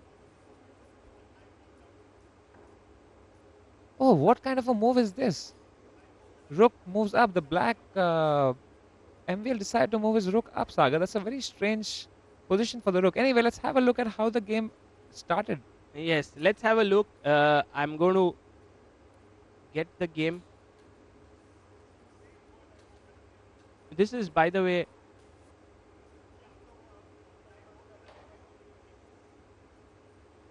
Here we see yes, MVL making his moves. there we have it. Yes, let's get the analysis board. So, d4, here, the pawn moved up. If we can get the analysis board and let's get it going. There we have Levon Aronian and Maxime Vachier-Lagrave. Both of them, Samay, in the chess player's pose. Generally, you have your hand on your head and you're thinking really, really hard. There, You know, Aronian usually always dresses up in some Colourful t-shirts. t-shirts. Today he's wearing a jersey. yeah, he can't have his own wardrobe here. And there you have it. Samay, they played this opening very quickly. You know, they didn't even think. And that's what happens in chess. It's like, you know, homework. You've done your homework, you come prepared, and you just play your moves very quickly at the start. Before we begin, Sagar, can you see that we're both on screen right now? Yes. Looking great. And you too. Thank you, Samay. All right, Sagar. So you're saying that the opening is played very quickly. They usually do this, right? Because Yeah. they come prepared. Yes. They know they know it by heart. Is it fair Yes. to say that? Yes, they know it by heart. They are very well prepared. And in this position, as you said, he moved his bishop here and challenged his opponent's bishop. And he said, will you take it? Because if you take it, then the queen comes up here and then it becomes very active. Oh, look at MVL. So MVL brought his, oh, look at that focus. Look at that focus. Sometimes, Samay, chess players think even without looking at the board. They have their eyes closed. They're crazy, man, chess players. I was hearing conversation between Gukesh and Pragnananda one day, and they were just talking some notations: bishop b4, bishop d3, bishop d2. They started laughing in the middle, and I was just sitting there feeling very dumb, Sagar. Like, how is it possible for a human to have such crazy memory? I think it's all about practice, Samay. They have been doing this right since young age. That's what I feel when you crack jokes right on the spur of the moment. I'm like, how is he cracking jokes so quickly? The wittiness. And I think that's practice, yes? Yeah, I think it's just practice and stage time. But right now, Sagar, look at the rook on the top left. You see it coming down? Yes, this move. This was a little weird move because generally you don't put your rook in the corner. But if you capture this bishop, the rook is ready to take it back. Also, I think MVL knows that winning from black will give him more points. So maybe he's going for something unusual so that Aronian is not prepared for it. Absolutely. That could be. But Aronian brings his rook out, and generally, Samay, open files on the chessboard are like highways. You know, if you can get a rook on the open file, there's nothing like it. Amazing, amazing. So if you see, guys, on the left side, there is a bar. There's a white and a black bar. That gives you the evaluation of the position. The more white is up, the more white is winning. The more black is down, the more black is winning. Right now, we see the bar somewhere in the middle, which means that the position is equal.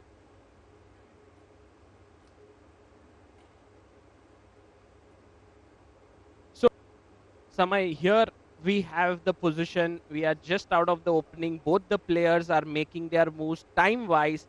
Levon Aronian has 16 minutes, while MVL has 13 minutes. So clearly Aronian still in his preparation. Very good news for Triveni Continental Kings. And for the people watching, just in case you're confused, how is the time going ahead, like after every move? This event basically has a 15 plus 10 time format, which means that after making each move, the player gets 10 extra seconds. It's an increment of 10 seconds. Yes. By the way, Samay, should we go to the next board? Let's go. Let's go to the game of Yu Yangi and Grishchuk. Now, Yu Yangi is a brilliant player from China, while Grishchuk is from Russia, and Grishchuk is known for being, coming under time trouble. He has won 3 World Blitz titles until now. So, very quick player. But if you see, Samay, King's shelter has been broken in this position. If we can, once we get, by the way, this is the view that we have of the playing hall. We have 6 boards here, all of them so beautifully placed. You know, Sagar, I see a lot of stress in this room. And I was reading someday that chess players actually lose weight while playing chess. Yes. I have been playing chess for 5 years now. Why am I not losing any weight?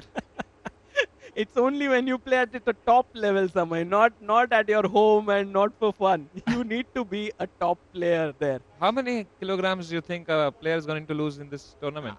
It all depends on the stress levels. If the stress levels start to rise, they could lose as much as 8 to 10 kgs, yeah? But the hotel that we're all staying in, thanks to has nice food. Tech Mahindra, we have amazing food, so I don't think that's going to be a problem, Sagar. That is true, but right now Grishchuk is under some pressure. Samay, you know in chess, the king is the most important piece. The black king is under some pressure here for sure. Yeah, You I know, mean, what's happened to those pawns? If you see, the king has no pawn in front of it. It's an open file. Like, it's prone to attack, I guess, Sagar. Yeah, I think the main thing, Samay, is that someone came and captured something in front of the king and it has destroyed the pawn structure. But, yeah, there we have it. This structure is a bit destroyed, but Grishchuk is saying, I can keep my pieces here around the king and my king will still be safe. But what did Grishchuk get from, destroying his king's safety? Because king's safety is most important. Unless you get something in exchange for it, why has he done that decision? That is true. Actually, it's not very easy to know if this decision was good or not. But Samay, white has a very minimal advantage. Let's tell our viewers about the evaluation bar on the left of the screen. There is a bar there. If you see, it's small white and black bar on the left. And if it goes upwards, the Hold white... on. Let me make a move and it will automatically go upwards because I make the most horrible moves. Let's say I play this move. You see the bar going up? That's usually how my games end. So this means white is completely winning. Yes, and if let's do it for black as well. So for example, if black played this move and if white... Don't think. I'll just make a move and it'll automatically go down. You don't Please. even have to think. Please. Trust me. This is just comes naturally to me. Oh, man. You see, now black is completely winning.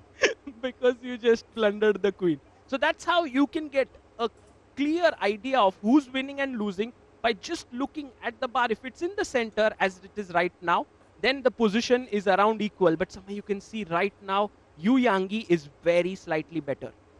Yeah.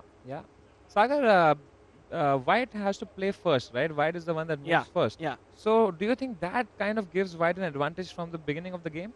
Yes, for sure. It's a small edge. And that's the reason why, Samay, in this tournament, we have 3 points for every white win and 4 points for every black win.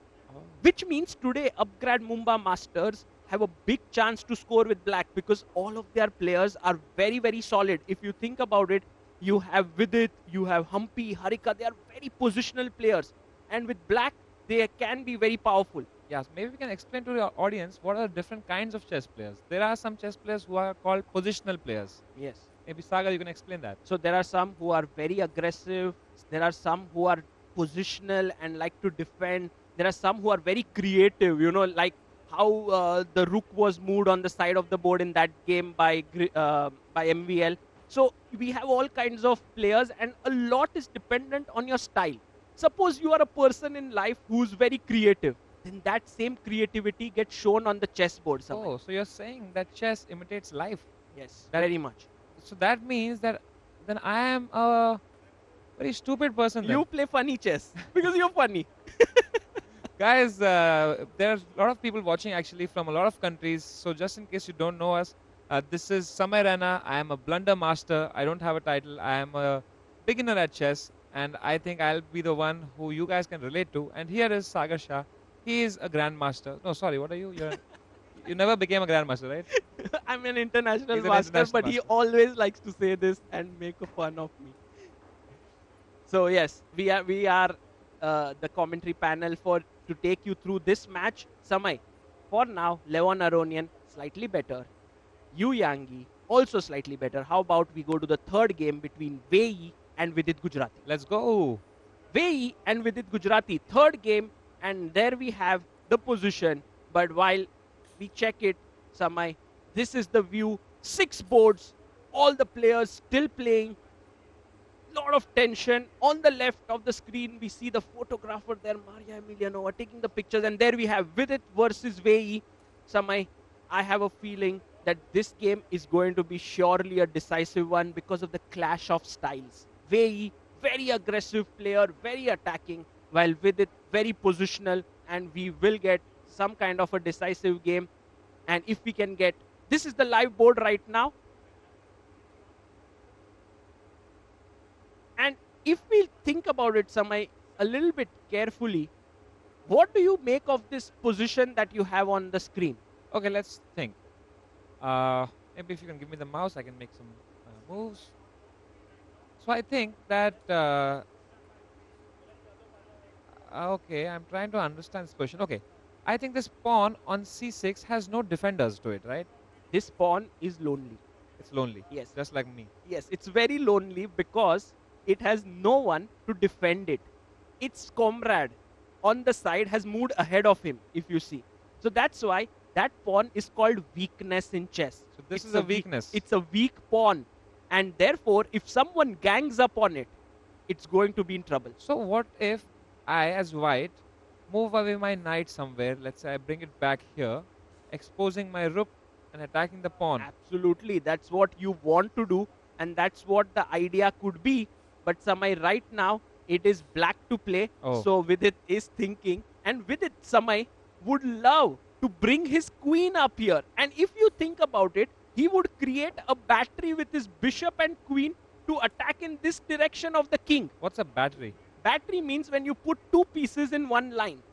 Oh. But if you think about it, here the bishop is waiting to capture the queen. So he can't do that. So maybe in order to get the queen on this square, can he push this pawn up? But then he just gets taken. Oh, it gets taken. So what has Vidit played? He has Vidit played brings bishop out his bishop and he finishes his development. Now in chess, you want to bring out each and every piece of yours in the game. If all of your pieces are developed, it's good news for you. So it's like a war where you bring all your soldiers and all your army before you actually wage the war. Yes. If you want to go on an attack, you don't go with just one or two guys. You bring all your army into it. And that is exactly what Vidit is doing right now. He's developed all his pieces. And Samay, if we look at the bar on the left, it's equal. So right now, very good job here done by Vidit for his team. It's equal. And with black, that's good news. Yeah. And to all the people who are watching, if you see there's a board on my left side, this one, the small board. This is the live board. This is where the actual action is happening. We cannot make any arrows on that board. But this big board is where I can do anything. Like I can take this bishop, I can put it here, I can put it here, I can do anything with this. So this is the analysis board. Absolutely. And so, Samay, right now the match is very neck to neck. You know, we can't say who's the favorite. Let's go to the fourth game. And this one, we are going to look at the game between Katrina Lagno and Koneru Humpy, because this one is between two top players in the world, and that one is going to be very, very exciting. Katrina Lagno taking on Koneru Humpy. What a crazy position we have in that game, Samay. We are going to witness something truly spectacular in this game.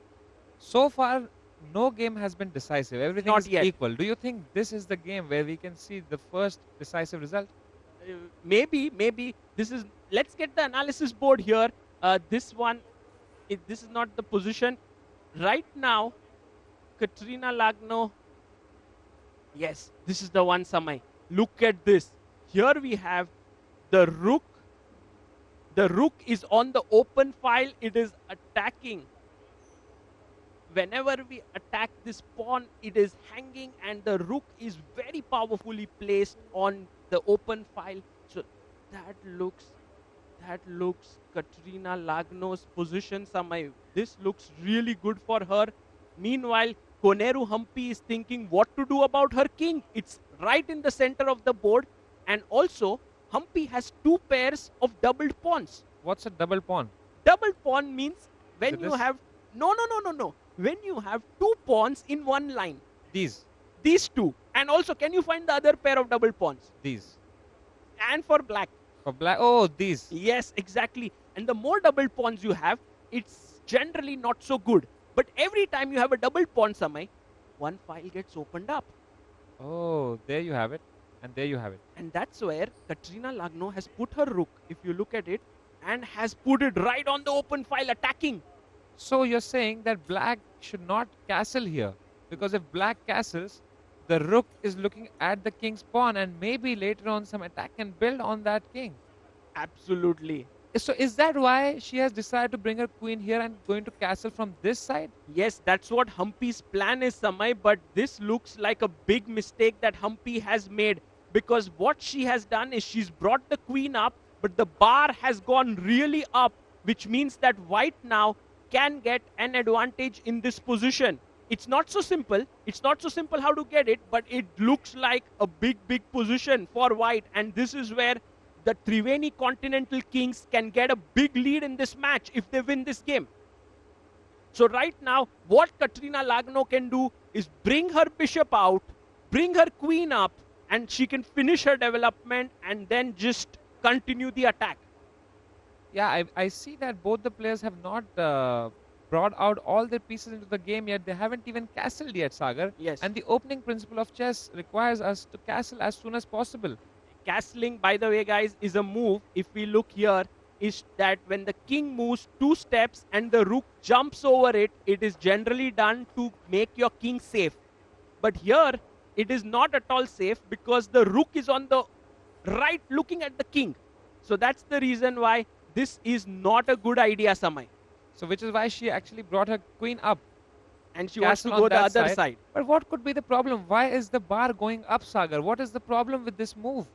Well, there are several ideas, Samay. One of the most powerful moves. Look at this. Katrina Lagno develops just the move that we had mentioned. Bring your bishop out and you can see Koneru Humpy under some stress.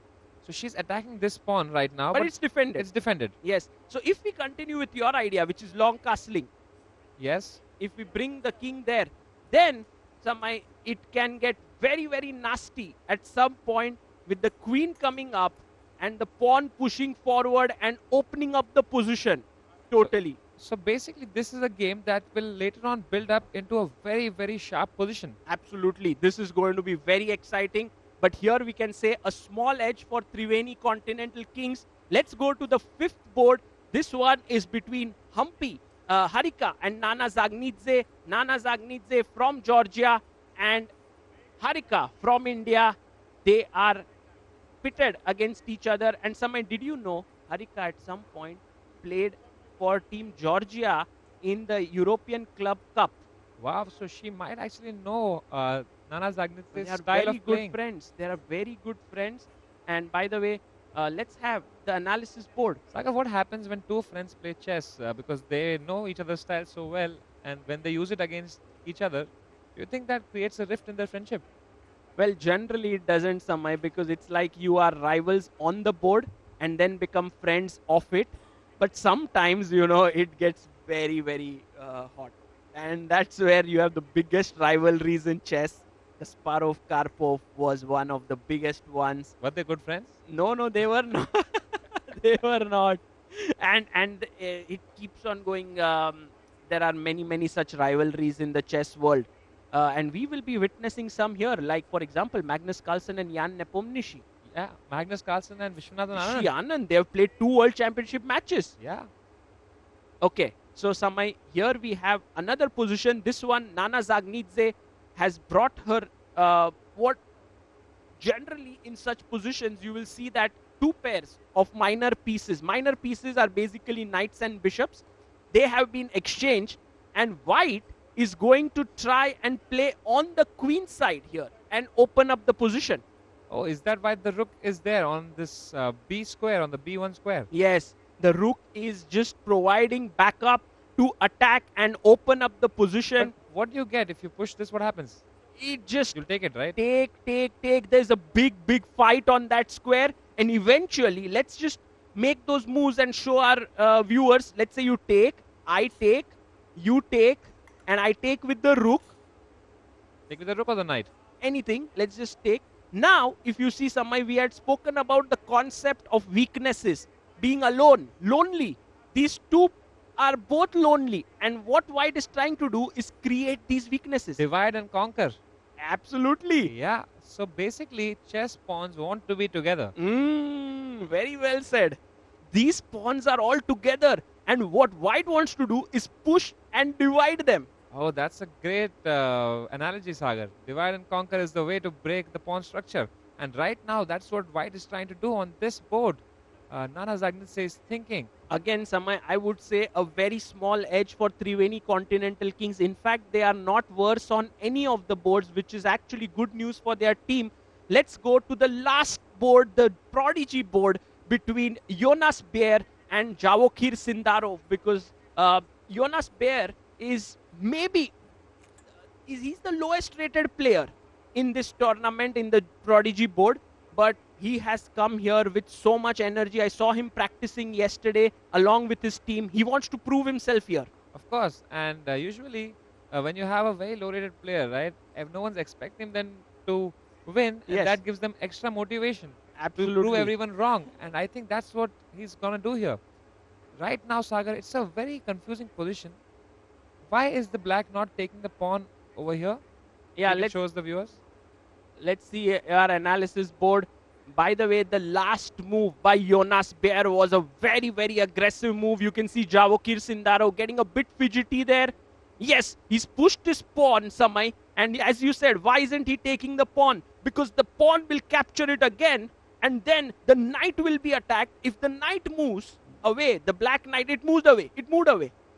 Now it moved away. Now it's a mistake. If you can see on the board, there's a question mark on the knight. It means it's a mistake. Oh, I thought it was question mark meant question. In chess, question mark is a bad move. If you have Oh. an exclamation mark, it's a good move. And if you have a full stop?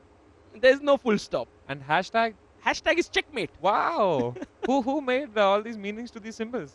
Well, I don't know. Someone who had a lot of time. What if there are 2 exclamation marks? That's a brilliant move. So if we see 2 exclamation marks, you can be sure you have seen something truly special. Wow. So a question mark you're saying is a mistake. What is the mistake in this move, Sagar? Well, Samay, right now he's moved his knight up, and what he's essentially done is he has left his king a little bit lonely right now. So we have to think if there is any kind of sacrifices which are possible in this position. One of them is to straight away move our bishop here and capture the pawn. It is a possibility. But the king will take the bishop, right? It will. Let's just move it here. If I take here, your king comes up, Samay, and then my knight moves in. And this is known as a sacrifice to launch a huge attack. So a sacrifice is when you give up more valuable piece for a less valuable piece, but in return, you get a very sharp attack. Huge attack, and now your king is being exposed. I don't know if Jonas Beer is going to take this pawn, because Samay, if he goes back now, then the queen comes in, and look at this, the knight and queen combo is creating a massive attack on Javokir Sindarov. So it's white to play, and you're saying bishop takes on the king's pawn is actually a tactic that's working. It could be, because then, you know, Samay, in order that black has to survive, his king after this has to come up. And when the king comes out in the open, it is a very, very dangerous position to be in. Look at this position, man. Like, the king all alone. Yeah, I am actually hoping that Jonas sacrifices here, because that would lead to so much excitement. Samay, look at the time on the screen. We have 7 minutes for Jonas, 4 minutes for Javokir Sindarov. Look at his body language. Do you think he's actually calculating that sacrifice that you just showed us, Sagar? Very likely, very likely. We will stay on this board till the next move is played, and then we'll go to the other boards.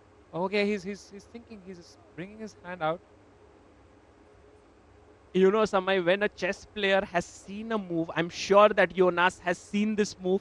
They start getting a bit fidgety. They are like, oh, does it work? Does it not work? Should I go for it? They start scratching here and there.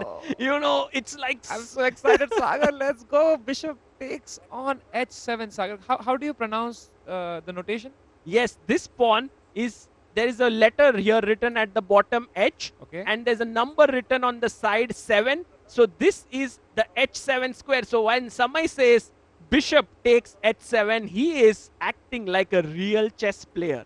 Yeah, I am an actual chess player, man. Even my shirt, there's a chess board on it. Just in case the board, they fall short of a board, I can remove my shirt and wear another one. I have another one inside, don't worry. Okay. So right now, Samay, let's just focus. He's going He's to play. going to play. He's going to move. play. Come on, come on, come on. No, he doesn't take he it. doesn't take it. Maybe he didn't want to risk in the first ever game because Sagar, Yes. this is a team match. Maybe if it was an individual match, he might have gone for that risk because if he loses, he loses. Here, Right. if he loses, the entire team will fall short of one Agreed. game. Huge. You are very right. In a team tournament, the psychology is different because your decisions are going to impact the entire team. But okay, he's attacking the queen It's a right good now. move. That's It's a good okay. move. That's fair. It's a good move. The queen has to move now. Where does he move the queen? Well, he actually pushed his pawn forward, and then after takes, he took here, and this is the live position. Samay, can we go to board number 1? Because right now, on board number 1, our icon board, there is a lot happening. They have exchanged everything, and we have come to a position which is very, very, like we are right into the end game now. Look at this, Samay.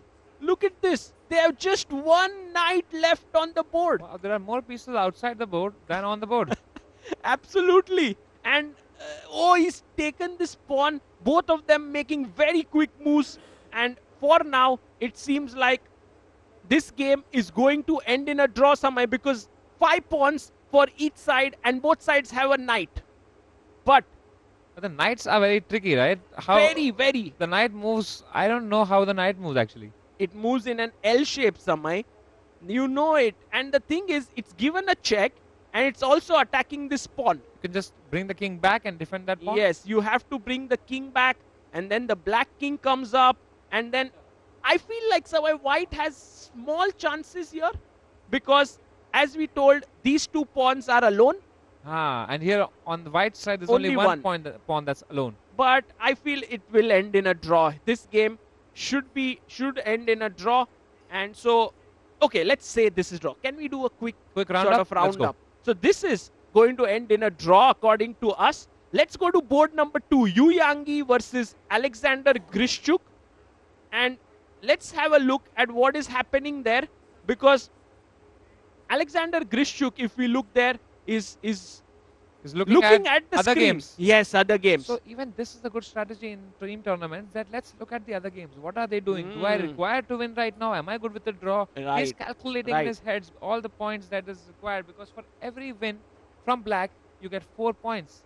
Absolutely. And Samay, just remember this. Whenever, even though you get 4 points and 3 points for a win, at the end of the day, all you have to do is score more points than your opposing team. Yes. Then you win the match. So, by the way, let's have our analysis board. And here you can see that the pawn has come up. There's a complete sort of 4 pawns in the center. It's a very complicated position. But I think Grishchuk is doing very well. Yeah, his king is hiding over there in the corner. And now, Samay, I think he's found a safe place for the king. Exactly. And sometimes what is a bad thing for you can become an advantage. We remember we had spoken about the broken structure in front of the king. You mean every cloud has a silver lining? Exactly. And now that same open file is being used by Grishchuk to attack the opponent's king. So maybe if he moves a knight somewhere and he allows this rook to come Yeah, into the game, yeah.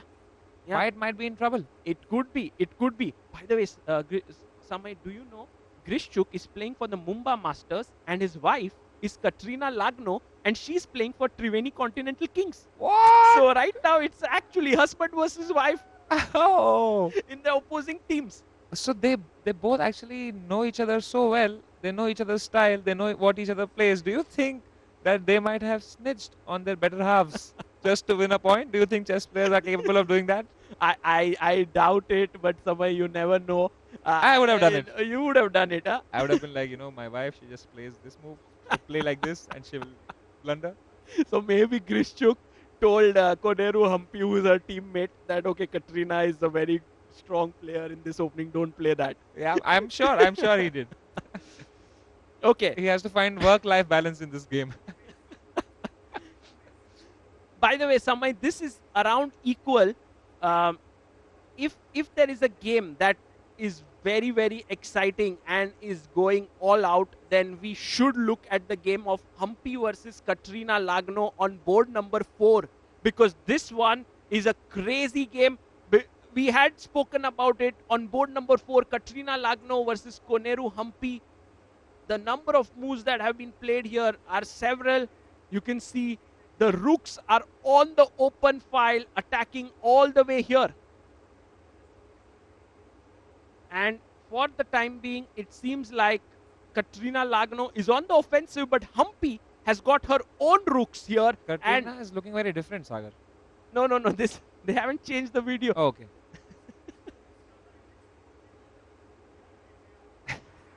So Sagar, what's happening in this position?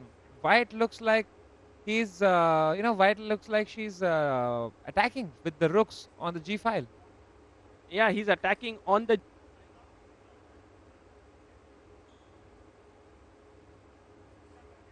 So yeah, right now the rook has come up and is attacking the pawn on both sides, Samay.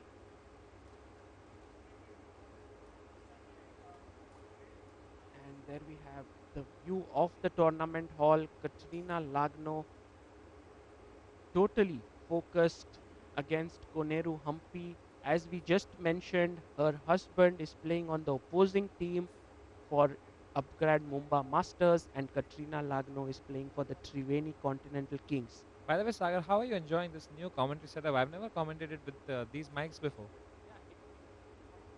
You have to put it here, Sagar. It looks a bit different, Samay, because it covers up your mouth. Yeah. And do you like it? I mean, it's very weird, there's something on the lips all the time. But we have to get used to it. It looks, like cricket commentary. Yeah, definitely. It's, the entire setup here is just phenomenal.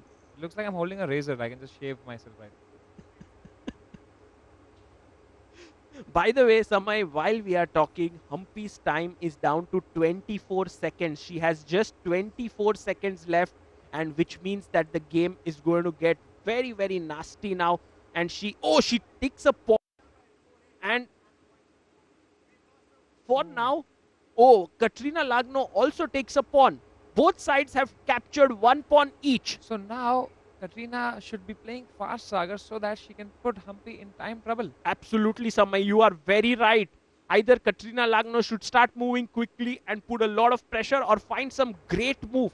Because audience, in chess, no matter what your position is, if your clock becomes 0, you lose the game. So here Humpy has to play quickly, because for every move she gets 10 seconds extra. Yes, absolutely right. So, but you can see Humpy is so calm. You can see her. She's very relaxed. She's been there, done that, and she just pushes her pawn forward. I think Samay, Humpy is in the sort of control, but Katrina Lagno can now sacrifice her bishop. Let's see if she's able to find this. She can use this bishop and sacrifice it with this over here. Maybe I can't see the board yet, Sagar. From this distance, I don't understand what's happening on the board. See, this is the difference between a grandmaster and a blunder master. Yeah, let's have the analysis board here, if we can do that, because right now Katrina Lagno has the cushion of the ability to think, because she has 2 minutes 30 seconds, while Humpy does not have that much time. She has very little time left. And if we want to show the analysis here, then we can do that.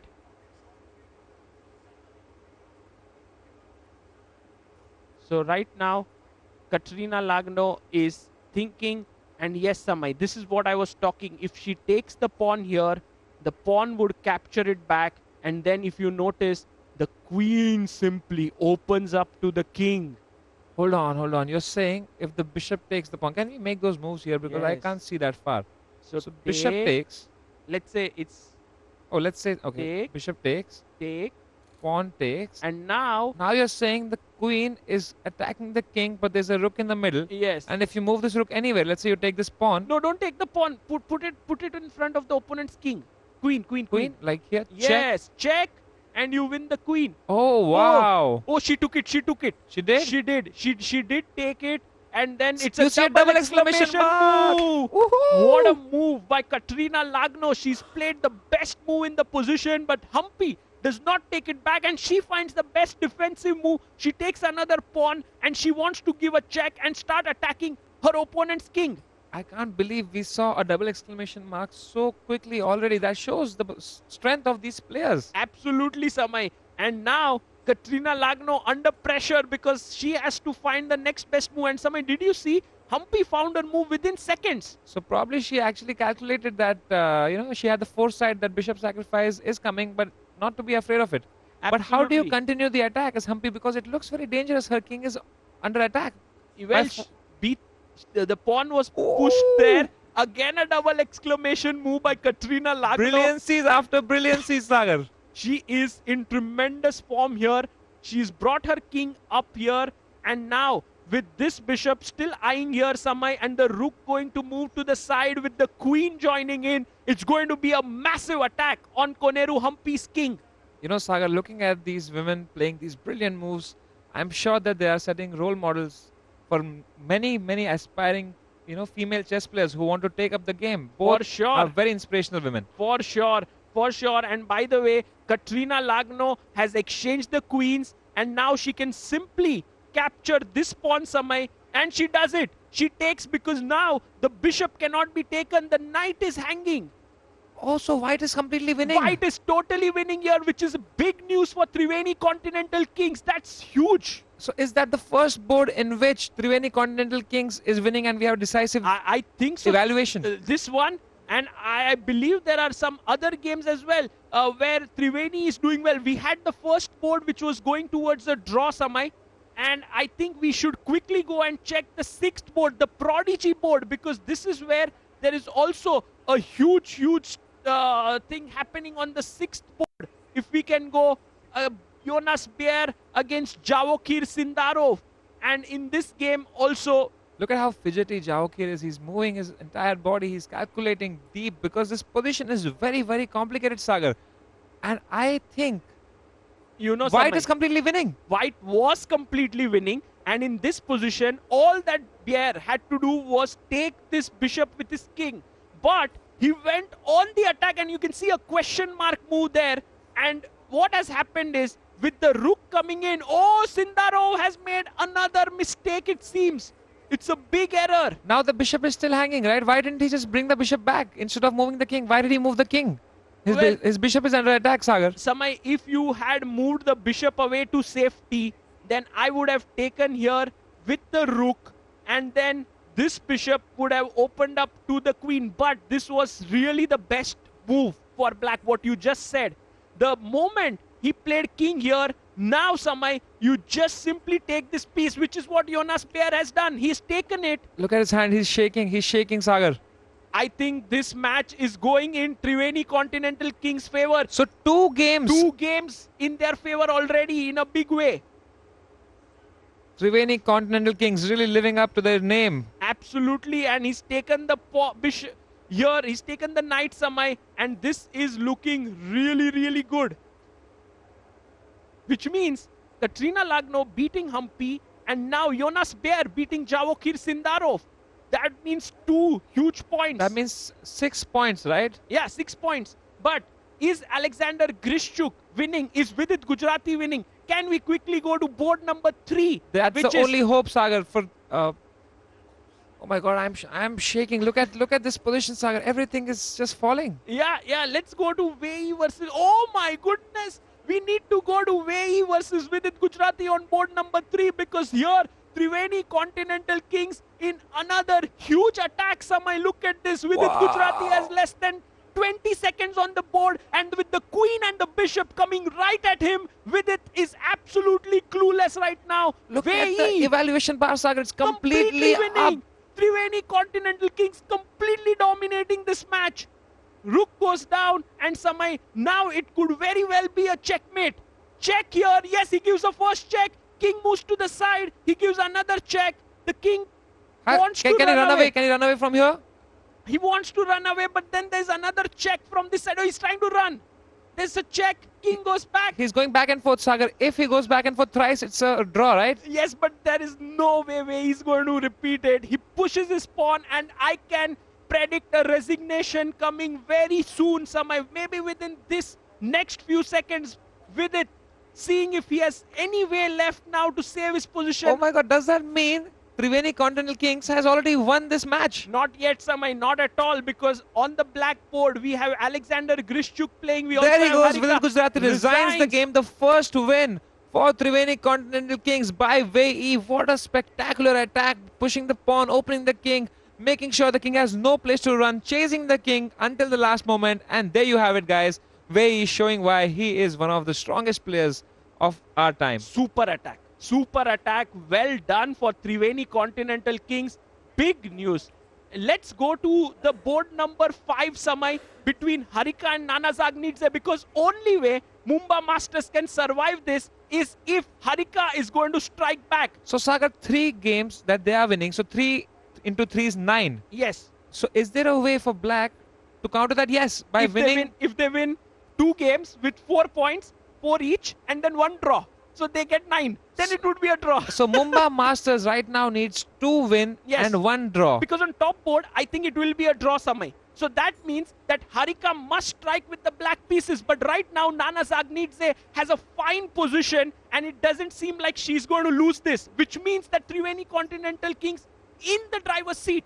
Sagar, I think there's a repetition happening here. Oh, they are repeating. And Harika might just want to look at a team situation before agreeing to a draw, Samay. There is no way Harika should agree to a draw here. No, Harika, you need to play on. But Nana Zagnidze, oh, she plays on, I think. Samay, she plays on. She's playing on. Like, she's bringing the rook in the game. I need to fight. And the position is around equal. So there is no... Sagar, look, she doesn't want to exchange the queens. Yes. She's going away. Actually, right now, that was not an exchange, but you should not exchange the queens, right? Right now for Harika. Because the more pieces that you exchange, the fewer pieces are remaining on the board, the more chances of a draw. Yes, and also if you look carefully, Samay, white is a pawn up. But Nana Zagnidze has only 15 seconds, so maybe in time pressure, she might blunder. So Harika should be playing quickly, putting Nana Zagnidze under some time pressure, and that's the only hope for Mumba Masters. Let's go to the next board, Can we go to board number 1 very quickly? Because there a draw has just taken place. If we go to board number 1 and with only bare minimum pieces left on the board, just 1 pawn, and there you have it. Levon Aronian and MVL have drawn, which means that right now the score is 4-1 in the favor of Triveni Continental Kings. 4-1 is the score. And let's see what will happen next, Samay. We need to go to the game of Alexander Grishchuk. Let's go to board number 2, because Grishchuk is perhaps the only hope for Mumba Masters. Can Grishchuk save his team? And we know that Grishchuk is very good when it comes to low time. Yes. He's an amazing handler of his nerves, because when you have low time, Sagar, your heart starts beating. That's when chess turns into an actual sport. Absolutely. And right now he's winning. He's winning. He's winning. He's actually fighting back. saving the day for Upgrad Mumba Masters here. And which means, Samay, if he wins, he gets 4 points. That is 4 points huge. for winning with black, guys. That is the new rule for the first time we have seen ever. Yes, ever in the chess world. We have never seen this before. And Alexander Grishchuk pushes his pawn on the other side and he says, I'm going to simply push it down the board and going to make a queen. But is it a, he keeps giving check. Samay, he keeps on checking. Look, he wants him to repeat and make it a draw. Oh, but it's already repeated twice. And there you have it. Grishchuk changes the move. He goes back. Because if he had come back down, it would was a have draw. Been a repetition thrice. And if any position in chess is repeated thrice, then it's a draw. Yes, absolutely. And for the time being, now it's not a draw. Grishchuk is better. Look at how fast they're playing. Look at how fast both the players are playing, trying to intimidate each other with their with their speed. Absolutely. I am lost for words, Sagar. This is so exhilarating. Can we quickly have a look at board number 5? You mean Nana Zagnidze and Harika's game, which we were seeing. So if let's go to board number 5 with Nana Zagnidze and Koneru Harika.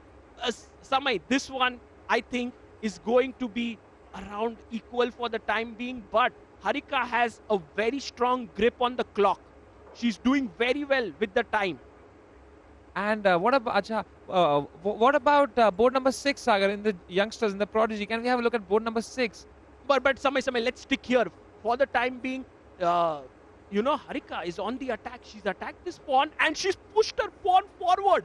She's actually going all out against the white king. Sagar, these kind of moves can be a double-edged sword.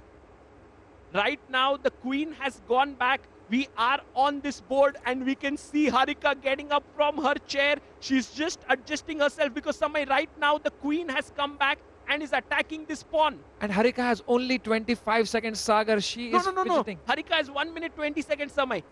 Nana Zagnitze has only 25 seconds. So that means Harika has good enough time. She can think. She can think here. Oh, great.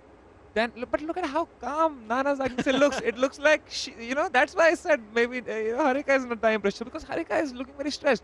Right now, the pawn on h5 is getting attacked, Sagar. Do we defend it or we don't we No, care? you have to defend it, Samay, because you can't lose this pawn, and that's why Harika goes back, and so she has gone back. Let's go to board number 6 now, Samay, the prodigy board, because here it could be that the game ends in a draw, perhaps, if we can go to Jonas Beer. Oh, they have drawn. What? The game has ended in a draw here, it seems. Jonas Beer versus Javokir Sindarov.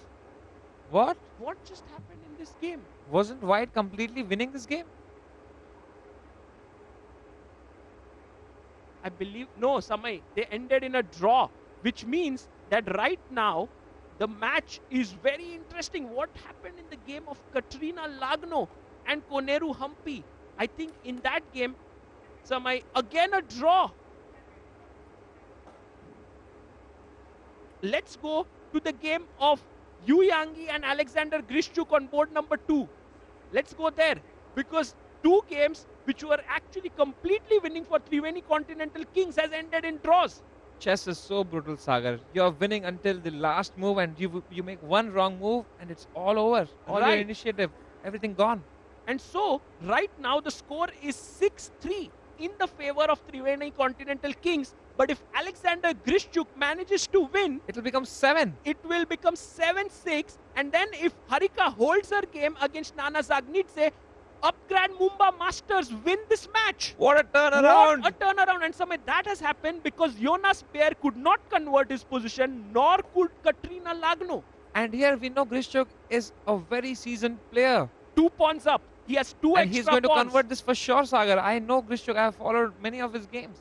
And I know that he holds his nerves very well, because right now both players have less than 30 seconds. Yes. And this is where your heart starts beating, your nerves start ticking. And you have to have great control on your nerves, and I think Grishchuk is the one with the upper hand in this position, Sagar. I agree with you, Samay, and Grishchuk has the entire team's overview right on the side. He can see that his win is very critical for his team, and all he needs to do is not blunder into a knight fork. So, and I don't think he will. He's not. It's not me who's playing there, Sagar. So we are saying 7-6, right? Let's consider that Grishchuk is going to win this game. So it's going to be 7-6. So can we focus on the game that's most crucial right now for this match? You mean which is Harika and Harika versus Nana Zagnitze? Because everything comes down to this game, Sagar. Let's go to the board number 5. Harika versus Nana Zagnitze. They are repeating, Samay. They are repeating. Maybe the game ends in a draw there. Oh, they drew. They drew. So now everything boils down to Grishchuk versus Yu Yangi. Can we go to board number 2 now? That's the only game remaining. Grishchuk versus Yu Yangi. It's a draw here as well, Samay. We have had 4 draws, which means the score is right now 7-4 in the favor of Triveni Continental Kings. But if Grishchuk manages to win this position, it means that the Upgrad Mumbai Masters will win. Why did Nana Let's go to board number 2.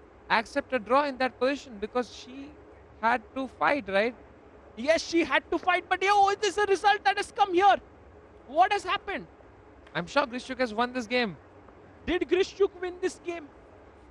Grishchuk has won, Samay, which means that Upgrad Mumbai Masters have beaten Triveni Continental Kings. Wow, what a match, Sagar. It was completely not seeming that this would be the result, but what a turnaround by the Upgrad Mumbai Masters. Samay, 4 points for Black win. Really was a big thing, and there you can see Grishchuk is so happy. He's the one who single-handedly made his team win. And with it, who lost his game, is also smiling. This is the spirit of a team sport, guys. That even though you might not perform the best on one day, you have your team to back you up. absolutely. And Samay, at some point, Triveni Continental Kings were completely winning the match. But then the Upgrad Mumbai Masters fought back like anything. And what a starter match we had in this entire season of the Global Chess League. What a brilliant, brilliant play by Upgrad Mumbai Masters. Whew, I am completely pumped up. Samay, what are you feeling? I am feeling exhilarated, and more than for me, I am really feeling exhilarated for the audience who's watching here for the first time. Guys, if you're watching chess for the first time, please tweet on Twitter. That's where you tweet, actually. Where else can you tweet? With hashtag Global Chess League. Hashtag Global Chess League, guys. And let us know what you're feeling right now after watching this exhilarating match. My heart rate is up. And I cannot tell you how much more there is for you guys on the other side of this break. Yes, after this, we are going to see the match between Chingari Gulf Titans led by Duda and Ganges Grandmaster by Anand. Let's go. I'm really excited for Duda and Anand, guys. We'll be right back after this short break.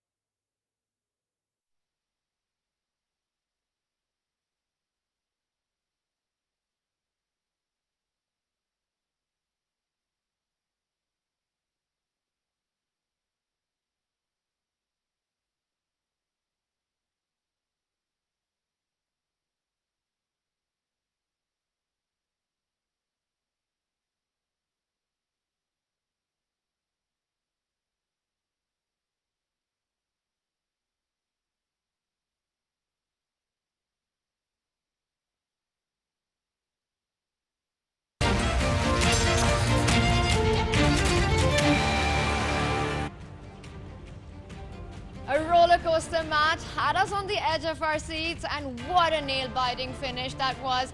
James, one could not have predicted it up until that last second. Of course, absolutely not. Especially when you see like the draws and all the action happening, the emotions, the camera's on. Oh man, what do I do? Right? It was just so much emotion, to say the least, in this matchup right here. And that's so awesome to see because we saw Vidit at the end. He was smiling. He had a tough game, Kitty. But seeing Grischuk take that important win got him smiling. That's right. This is a team competition. You might lose your game, but there are still 5 other boards. They can totally catch up and still win the match. So we saw Vidit so happy. We share his happiness, actually. That was awesome to see, and that is what the Tech Mahindra Global Chess League is about. The team competition, the emotions. And speaking of emotions, we do have a very special guest joining, Jesse. And we are here with Grandmaster Alexander Grischuk, who won his game for the Upgrad Mumbai Masters. How was the game for you? The game was very complicated. I think he had some pressure from the beginning, but then he, for some reason, retreated with his knights, and I think it became really complicated, and then I took over and finally managed to win. Yeah. All right, and there's one more question I wanted to ask. You have a certain celebration that you do with your team when winning a match. Is that correct? Not yet, because everyone left. I think maybe they didn't believe that I could win, and then we would win a match. But for some reason, yeah, there were not enough people. So let's see, let's see. Well, I really hope that we can catch it later, and congratulations once again. Yeah, thank you. Especially, I'm happy that my team has won the match. Yeah. Wow. Alexander Grischuk, well, he's got to be way more happier on the inside. He is a former world champion, but today it was this man who did save the Upgrad Mumbai Masters because things were out of control. And in that time scramble, how is Alexander Grischuk so good, James? When the time gets lower, he gets better. It's very scary. You got 2 seconds on the clock. You think he's going to flag, and then you lose. That's just how it is. Grischuk lives in the time pressure, and he did it today for his team. And for the Triveni Continental Kings, this could have been a potential dream start. They were dominating on every single board, Ketty. What went wrong? In my opinion, the last board, the junior board, was something that they were counting on. They had on their last board huge advantage, and I think they were really got lost after that when the game ended in a draw. Then the rest of the games went in that way too. Wow, what a start this was. An absolutely banging match. Let's take a look at some of the key moments, the big highlights that we have from the game between the two icon players of the Triveni Continental King and the Upgrad Mumbai Masters.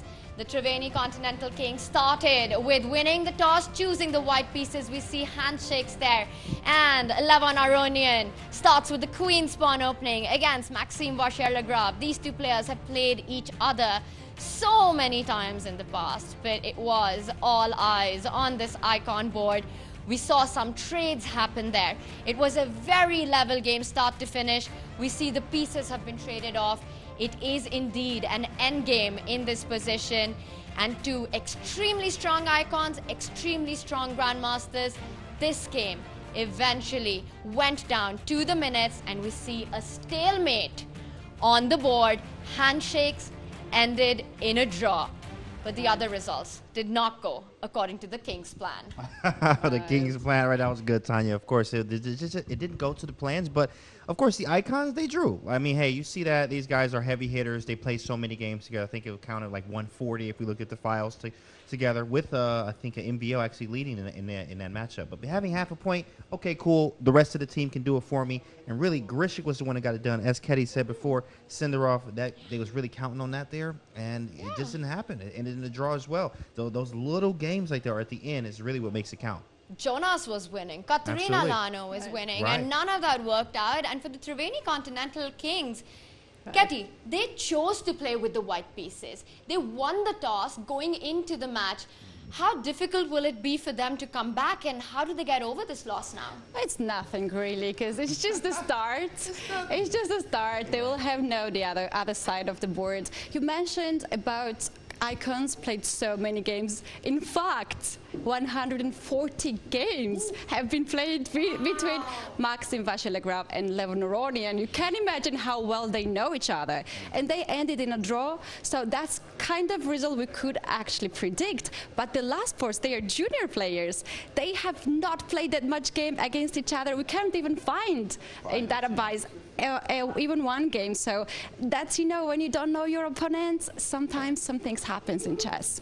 Yeah, and while Grischuk was the MVP for the Mumbai Masters today, it was Wei Yi who won the only game for the Continental Kings against Widit. And that was a spectacular win. Oh, yeah, absolutely. Of course, Wei Yi is an absolute beast. An attacking player, aggressive. I mean, he had probably the game of the year in the Pro Chess League. Ridiculous, the way that this man plays and the tactics that he comes up with. Of course, if you have more of that, then you can get to keep the team going, and then maybe we can score some points down the line. It just didn't work out today. But there's more chess. There's more team play. Keep the great spirit going, and then we see what happens from there. What are you expecting? What kind of celebration are you expecting from the Upgrad Mumbai Masters? They're gonna rock it. I think they are the team, as I know that they like to go for the dinners together, have lunch, even breakfast together. It's quite tough for chess players to wake up early in the morning, but they are still trying to do even breakfast together. So I think they're gonna party today. Mamba Master. What they do? They dance. They're gonna be dancing. Wow. They wait to the finals. It is party time for the Mumbai Masters as they take the first win of the Tech Mahindra Global Chess League. We've got another big matchup coming up. 1 hour of chess between the Chingari Gulf Titans against the Ganges Grandmasters. And we see that they will be fighting it out. And on the other side of the break, we'll be talking more chess.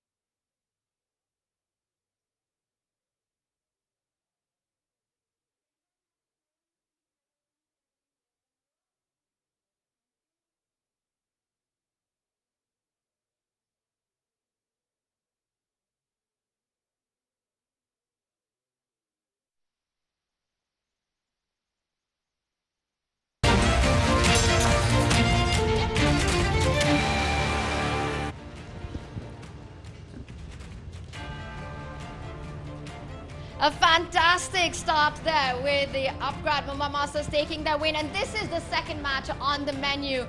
We hope you managed to catch your breath because more chess action is coming on as the flaming hot Chingari Golf Titans take on the very balanced team of the Ganges Grandmaster. And look at that, as they are walking in, the players are ready to take their seats to start the match. Vishwanathan Anand, a legend in the game of chess, 5-time world champion. And alongside him, we saw Nihal, but today they will play against each other, Katie. How cool was that? It's amazing. I love the video here. You don't very often see this in the chess world. This is the first time myself I have seen something like this. The opponents coming together in the playing venue. This is just awesome. That just looked like so much legacy and legendary Vishwanathan Anand with the future of chess, Nihal Sareen. And today they will be opponents. Let's take a look at the pairings, the play order for this big match that's coming up. I'm super excited. And this is the squad for the teams that will be fighting it out. The Chingari Gulf Titans start with Jan Krzysztof Duda on board number 1.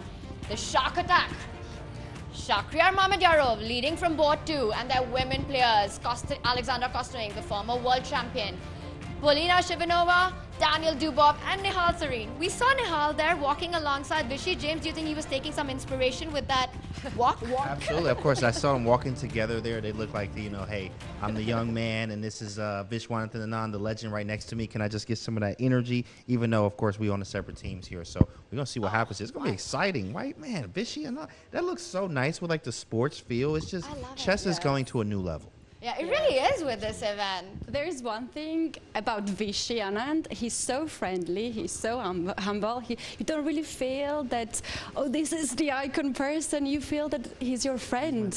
Yeah, this is the vibes that every chess player, all of us, feels from him. So I don't think there was a pressure about that for Nihal. I think he's very excited to play against Anand's team. Somebody's got to win, though. Absolutely. And we saw them walking in, and now we're also getting news that, in fact, the deciding of colors, the toss has happened. Ooh. And we did see that in the previous game, the Continental Kings chose white. They lost the match. Who's going to win the toss and what color will they pick? There we see Mr. Bharat Singh Chauhan. He does throw the coin up, and we're going to get an update. Will the team captains choose white or black? And we're getting GG's.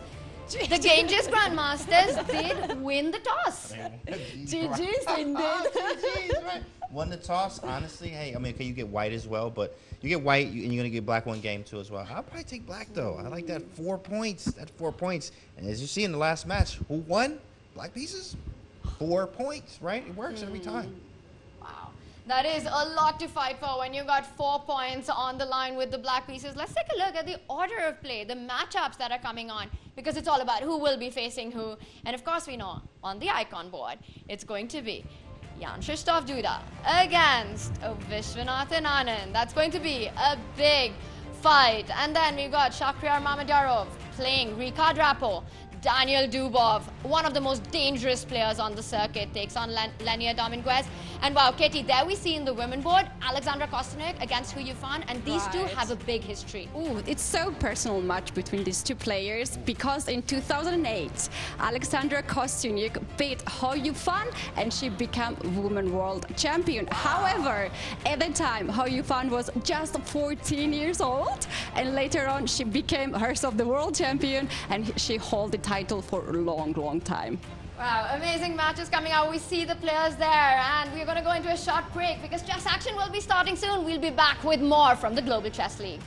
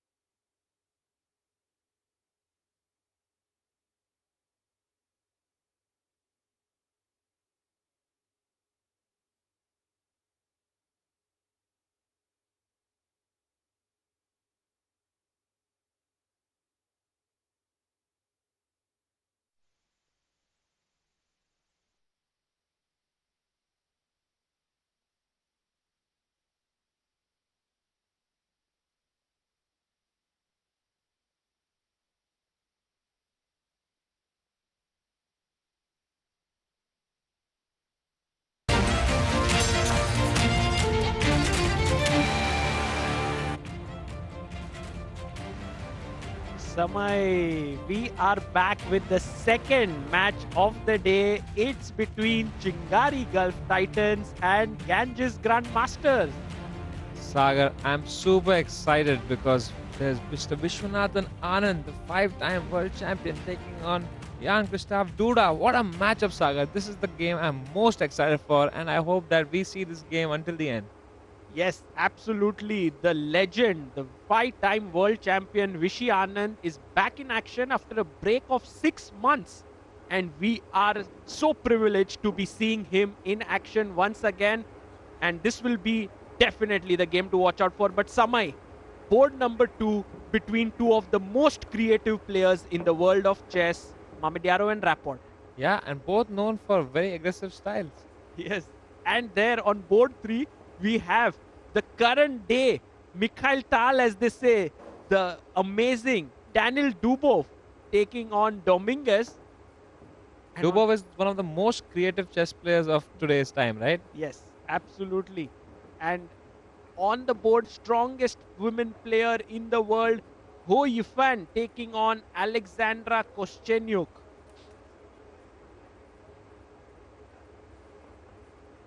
That is going to be very, very exciting. And board number 5, we have Bella Khotenashvili taking on the young Polina Shuvalova. And finally, on board number 6, we have Nihal Sarin taking on Andrea Sipienko. Sagar, what about this match? I feel this is going to be a very, very sharp match because they're both prodigies and both amazing attacking players. Absolutely. Let's go to the first game between Vishy Anand Samay and Duda. And there you have it. If we can just zoom into them, there we have Vishy Anand totally focused against Duda. You know, Sagar, when Vishy was young, he was known as the lightning kid. And now he's taking a lot of time thinking about his moves. So you think there's been a change in his approach to chess? Well, I think he's still very fast, Samay, but he has become more careful with how he plays. He makes sure that he doesn't make a move just on the spur of the moment and blunders something. So he's become very calm. Like you were saying, you know, like chess imitates life. So maybe now Anand also has become more calm in life. And when he was young, he was full of, you know, a lot of adrenaline and, you know, passion and let's go kind of a mentality. Like how I was 2 years ago. I'm a young guy. Absolutely. And also, Samay, facing him is Jan Krzysztof Duda. And this guy has won the World Cup before. So he is really one of the best in the world. Who's that girl over there? No, not so sure. Is she a chess player? No, I don't think so. Okay. We have a lot of guests also watching the game. I think she might be a VIP guest. And by the way, we are in the opening. We are out of the opening.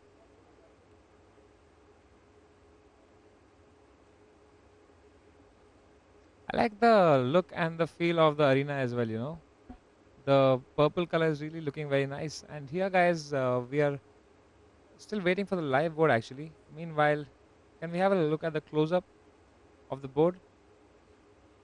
Guys, this board is known as a DGT board. Basically what happens is every move that the player makes on that board, we get an electronic signal and we get it on our website. Very cool technology, guys. Technology is catching up. In fact, ChatGPT is the new thing these days, Sagar. I asked ChatGPT for a chess joke and here's what he told me. Are you ready? Yes. Why is light square bishop of white the fastest? Why? Because it's an F1. ChatGPT is getting strong here. Absolutely. Well, ChatGPT could also help you play good chess, yes? Yeah, who do you think will win between a match or between ChatGPT and Stockfish, which is currently, I think, the strongest chess computer, I think? I have no clue, Samay. Maybe it's I don't know. ChatGPT, no? I would lose to both. This is what I know. True. But for now, if we can have the look at the 6 boards that have the overhead view of all the boards, that would be wonderful. Yes, there we have it, Samay. It's a team event, 6 players in each team facing off against each other. All right, guys. You can also tweet to us right now since we don't have the live board. I'm going to be reading some tweets on television in 150 countries. What a pleasure, bhai. Let's go. So what are people tweeting? Hashtag Global Chess League is the hashtag to be followed if you want to reach out to us. Let's see. Let me go to Twitter. Vishwanathan Anand is back on chessboard after a 6-month break. Yes. Arshad Khan, can you tell me a joke? I just told you a joke, Arshad. But currently, we are unable to get the live chessboard. That's the biggest joke right now. All right. Saga Shah is leaving. He's trying to figure it out. Amazing. Maybe Tanya Sachdev, you can join us for a bit. Tanya is here having coffee. Tanya, why don't you join us a bit? We need at least one strong chess player in this commentary box. Have a seat.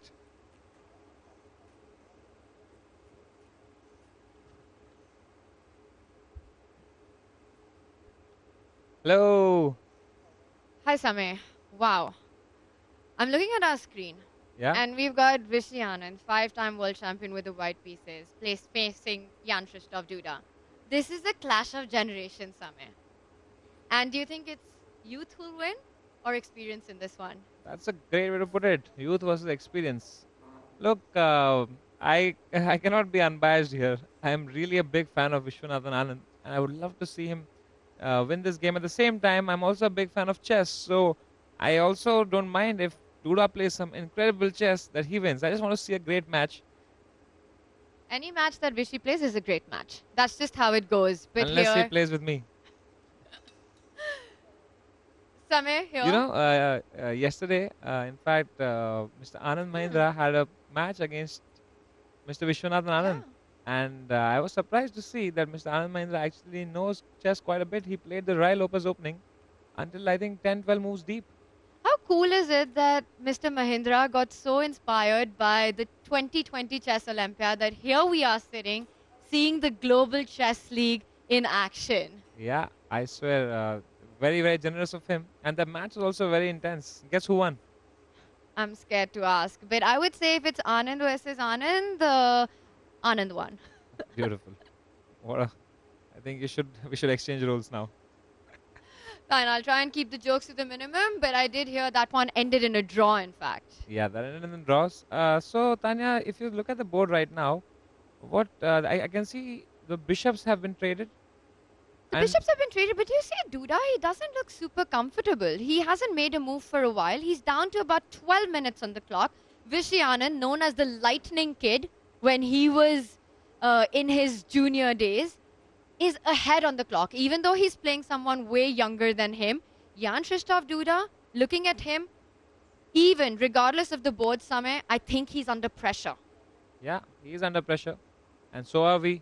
Because we are in 150 countries. I can't believe it. Amazing. Oh, my mom is calling me. Hold on. Wow. And this action, Hello, yes, Mom? Samay is busy on a call. I am actually live in 150 countries. Can I call you in a bit?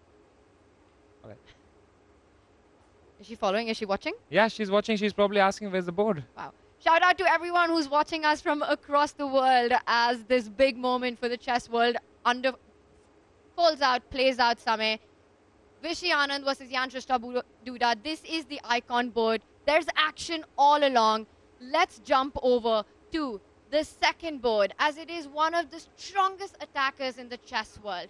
Shakhriyar Mamedyarov playing with the black pieces on board number 2 faces Ricard Rappo with white. And in both these matches, the team that won the toss has chosen to play white. Samay, why do you think that's the case? What's going on here? Yeah, even I'm surprised because by winning with black, you get more points. So if I would win the toss, I would choose black. But I guess that choosing white has its own merits because you can come prepared from home. Yeah. And I think that's what they would rather go for, like, preparation over greed. Samay, do you remember Duda looking tensed? Do you remember when we were watching the game and I said it looks like Jan Krzysztof Duda is under pressure? Yeah. Look at Shakhriyar Mamedyarow's body language as well. He doesn't look happy with what's going on the board. He looks away. He plays his move and immediately turns his head. Maybe he's just calculating in his head, This is what chess players often do. They don't even look at the board when playing the game. Wow, 11 minutes on the clock and Ricard Rapo there. He, originally from Hungary, plays now for Romania. Famously, he was also the player who was the trainer and the second to Ding Lijian, the current world champion, for his match. He's the man behind Ding Lijian becoming the world champion. I was talking about Shak looking pressurized and tense, but Ricard, head in hands there. Somewhere we see the position, the board in front of us. Black's knight, do you see that? It's on the center of the board. That's the strongest square for a knight. Yeah, and can we zoom into the board at least so that we can get a clear picture of what's happening there? The knight has moved to the center of the board, which means that the bishops are looking at each other. They're looking at each other and asking, do you want to go off the board? Because the move that was played, jumping with that knight, offers a bishop trade. They want to exchange the pieces. A big decision moment here for Ricard. Does he want to keep more pieces on the board, build the pressure, or will he try and simplify this position? What's the correct move to do here? I don't know. Maybe just exchange the pieces. It's a tough call here, and Samay Sagar Shah is back for all the tough calls to take on the chessboard. Sagar, big moment for Ricard Rapo. What do you think? Tanya, thank you for chipping in. We have the live board back, and that is good news because right now, Samay, so much action has happened. We are right now, let's have a look at the live board between Richard Rapport and Shakhriyar Mamedyarov. I'm so glad the live board is back, Sagar, because I could not make sense of anything happening in the 3D board, which makes me think back in the day when there was not this technology of having the live board, the digital version of the board, how did spectators enjoy the game? Samay, back in that day, people used to be much stronger as chess players. Yeah, no, I mean, like, if we were watching the game, how would we enjoy it? Because without the digital board, was there an audience for chess? Was there events? There were not so many audience for chess back in the day, but now it's growing. And with this entire thing, as we will see the analysis board, which will come up on the screen right now, it has become much easier to follow chess. So basically, technology has really helped in the boom of chess, Sagar. Absolutely. It's a big thing. Let's have the analysis board on our screen right now as we see Mamedyarov really focused with the black pieces. If he can score a win for his team, Chingari Gulf Titans, that would be huge. And finally, here we have it, guys. The analysis board, and now I feel very comfortable, Sagar. Yes, very much so.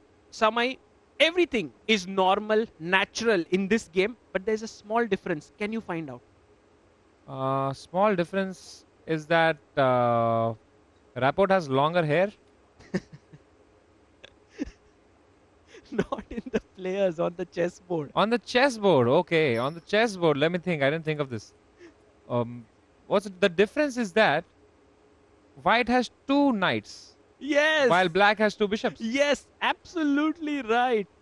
2 bishops here and 2 knights for white, which means that black is the one who has the bishops. And now, whenever you have bishops, Samay, would you want to keep the position open or closed? I would like to fix this thing in my ear first, Keeps going out. I think my ears are not made for earbuds. I have realized this. Even my headphones, they keep falling. I actually lost one of my wireless headphones like this. Really? Yeah, I was driving on the scooter. I was listening to some music, low music, and they just fell away. Hold on. Maybe I can put it in my nose. Can I hear it like that? Maybe, does that work like that? Biology? No, it doesn't. I thought ear, nose, and everything was connected. Well, have you put it in properly? Yes. Okay, Sam. Yeah, so you were asking? Please tell me, if you have the bishops as black, as what Shakhriyar Mamediaro has, would he love to open the position or keep it closed? I think I would like to open the position because bishops are long range pieces. The more Absolutely. pieces, the more when there's nothing in front of them, can be deadly. And I think a chess piece's power depends upon how many squares it can dominate on. And by opening up the pawns, the bishop, let's say on b7 square, can dominate so many squares on that wide diagonal. Right. You are very, very right, Samay. This one looks like an equal position for the time being, although black has the bishops. Can we go to the game of Vishwanathan Anand versus Jan Krzysztof Duda? Because that one is a huge encounter on board number 1. Vishy Anand playing with the white pieces. Samay, I am loving Anand's position. What are your thoughts? I also love the position because the knight, it seems, has jumped on into towards the center of the board. And also, if you see, Sagar, the king's pawn has been pushed. There's a pawn on the left side of the king which has been pushed ahead. If you can maybe show it to the audience. The f7 pawn. Ah, yes. So that means that the king is vulnerable from the wide diagonal. This one, yes, something can come from here. That is true. By the way, he gave up his bishop and the knight came back. Now, remember, Samay, if Vishy Anand is able to open up the position some way towards this king, he might get a big advantage. So do you think pushing that pawn in front of the rook is a correct move here? Well, you can't push because the knight and the pawn are controlling it.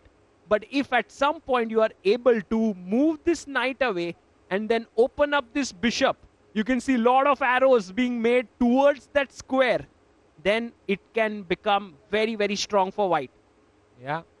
I had the pleasure to hang out with Mr. Anand, both the Anands actually. Well, But- you but, have been hanging out with But many yesterday Anands. I had dinner with Mr. Vishwanathan Anand and it was one of the most memorable moments of my life. Really? Yeah, he's such a sweet, such a humble guy. And he's a very, soft-spoken person. And does that translate in his chess? Not at all. On the board, he is known as the Madras Tiger. Samay, he is so aggressive, he's so quick, he's so swift. And if you look at the time on the clock, he has 10 minutes on the clock and 8 minutes for his opponent. And as our team just mentioned, he's wearing the colors of the tiger. Yeah, if you're at home wondering where did our team mention it, it's actually in our ear. So inside my ear, there's a person. And, there's an actual living person. Apart from the germs that are living inside, there's also one person now. And they keep talking in the middle, contributing to jokes. Which, which is funny, but it's very weird. I've never had a person inside my ear. But Samay, I'm really loving the way Vishy is playing because look, imagine you're 53 years old. Right now Okay. you're 25. You have to go 28 years in the future. By that time you would be really old and tired and so on. But Vishy is playing against a young Duda and has got a phenomenal position. I How mean, old out is of the Duda? opening. Duda is just 25. I think he's also 25, my age? 26. Yes. Wow. I think that can also be a intimidating thing for Duda because he's against a person who is so much more experienced than him. Probably Vishy has been playing chess for longer than Duda's age, I guess. Absolutely. That is a given. But But I in don't think Vishy has been playing chess for more than your age. How old are you, Sagar, again? 47? Well, Samay, before we go into that conversation, Vishy has brought his queen down and Duda has brought his queen down and is attacking the rook which is hanging. But you can and just move the rook towards the right Exactly. side. He Perfect. quietly just moved his rook. Sagar, I want us to stay on this game. I want to see this game until the end. You What do are think? enjoying it? I'm really enjoying the game. Slowly, it's building up. Now the rook has come on d8. Unless we have a very sharp game, I think let's stay on this game. Okay. I'm just checking if there were any games where there is any decisive stuff that has happened. But right now, Vishy has moved his rook here. And as I was mentioning, Vishy is really a timeless person, an evergreen champion. He's 53 years old, and at that age, generally world champions retire. They do not play, but he's playing here. He's playing against the best players in the world. Yeah. Can you also tell us a little bit about Duda? Because he's really a very aggressive player.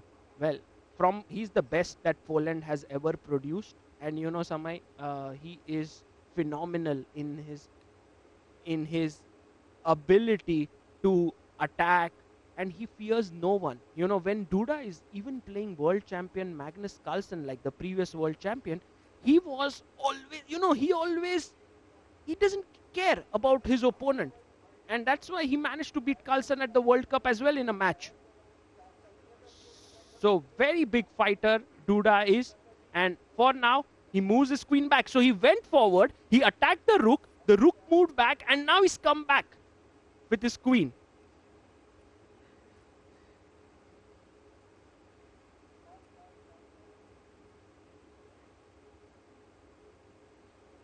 And so the queen has moved back, and now Vishy Anand is thinking. Maybe we can look at board number 6. Nihal Between the Sari? prodigies. Yeah, the prodigy board. How are they feeling today? Let's try to read their body language, Sagar. Yeah, let's go and check the game of Nihal Sarin versus Andrei Esipenko. Samay, we are getting the live boards here, but for the time being, just so that our viewers know, Nihal Sarin is in a better position against, Andrei Esipenko with the white pieces in a better position against Nihal Sarin. There we have a height difference, Sagar. And chess is one of those games where, you know, it doesn't matter your size, your shape, how fit you are. It's all a mental sport. Absolutely. That's why I actually chose it, because I didn't want to lose weight. I wanted to play a sport I can still play. But turns out you also need to be smart for it, which is what I'm missing right now. Yeah, well, you can always keep trying, Samay. You have many, many years to go. By the way, if we can get the live board now, here we can see that Andrei Esipenko has a very good position against Nihal Sarin. He has brought his rook into the center, and Samay, there is an exclamation move that has been given. Can we have board number 6, live board?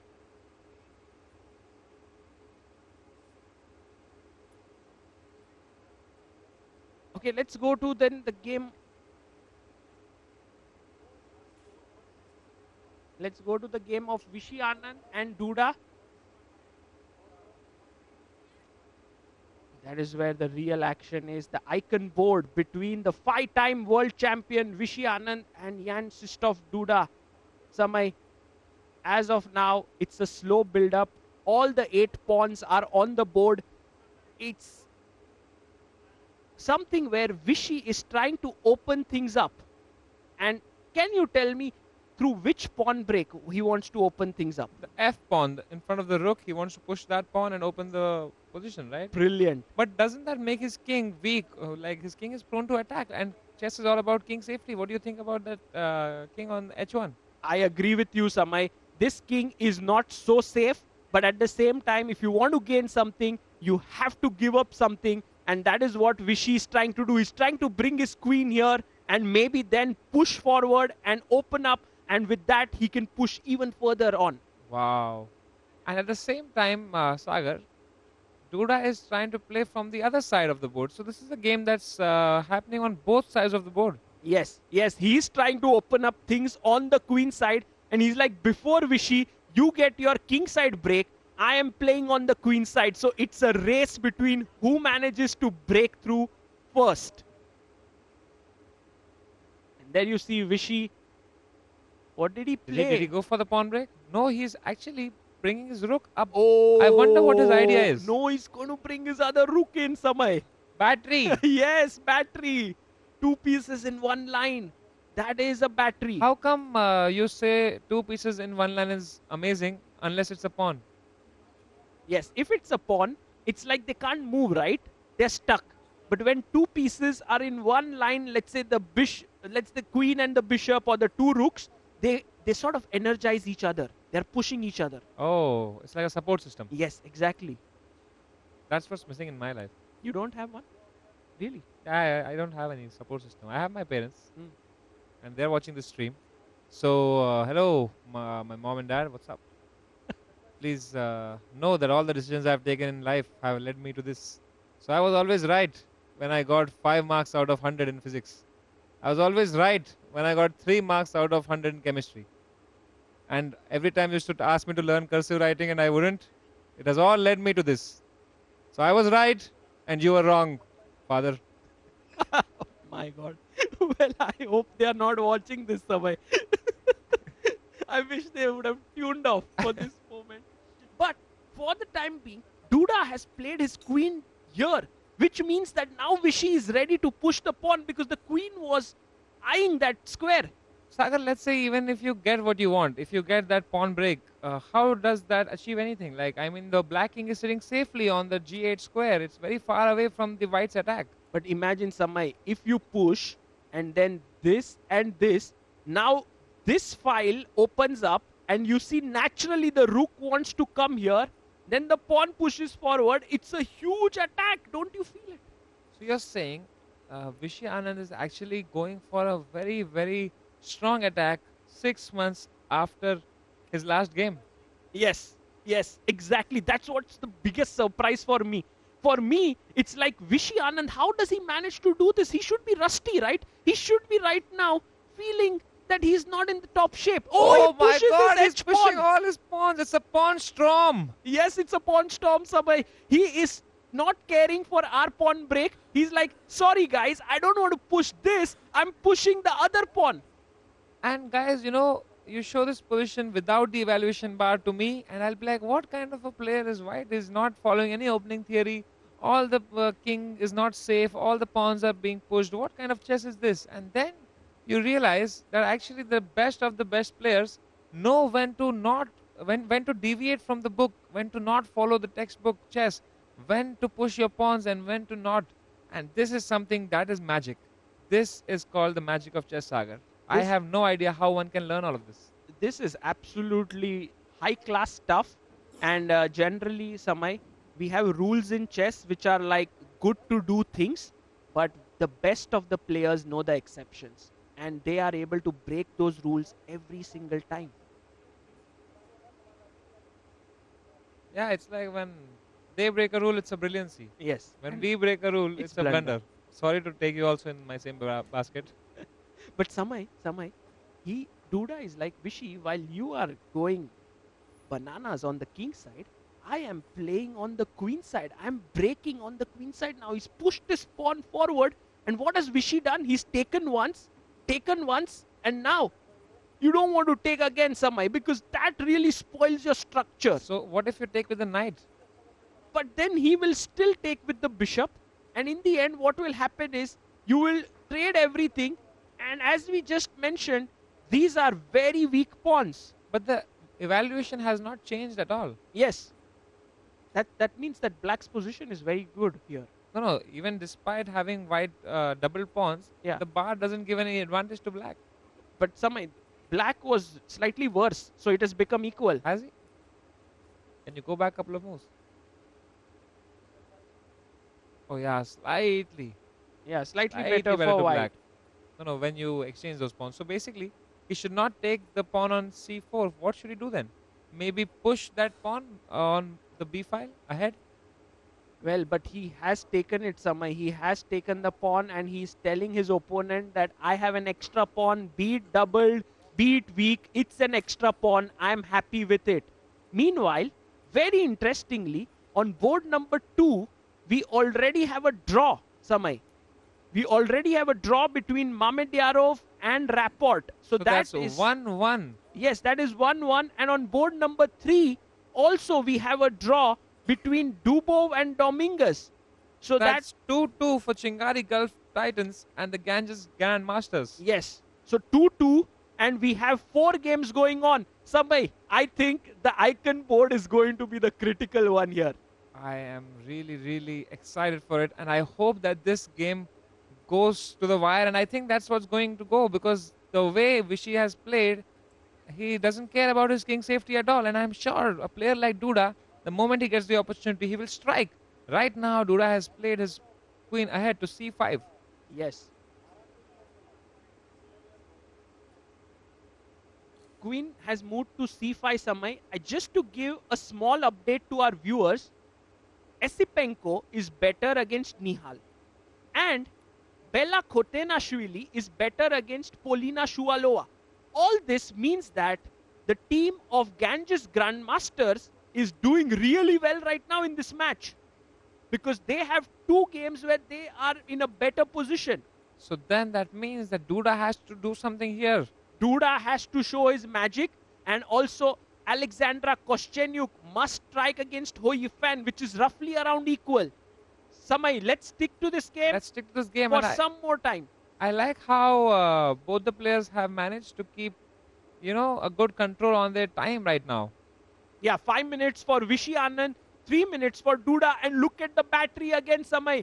Black has doubled his rooks, and where does he want to enter? Probably beside the queen and attacking the queen. Exactly. If the rook comes in here, it's going to be very powerful. Sagar, I have a feeling.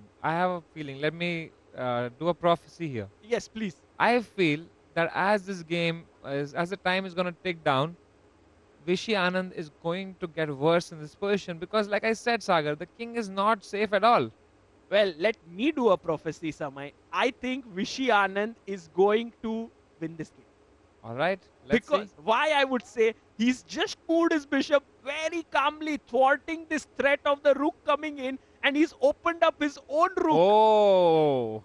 So it's like a 2 things happening with one move, 2 benefits. And Vishy's, look at that focus, Samay. He's so focused, and he's. But Sagar, how Vishy had actually first made that room for the rook on the f square.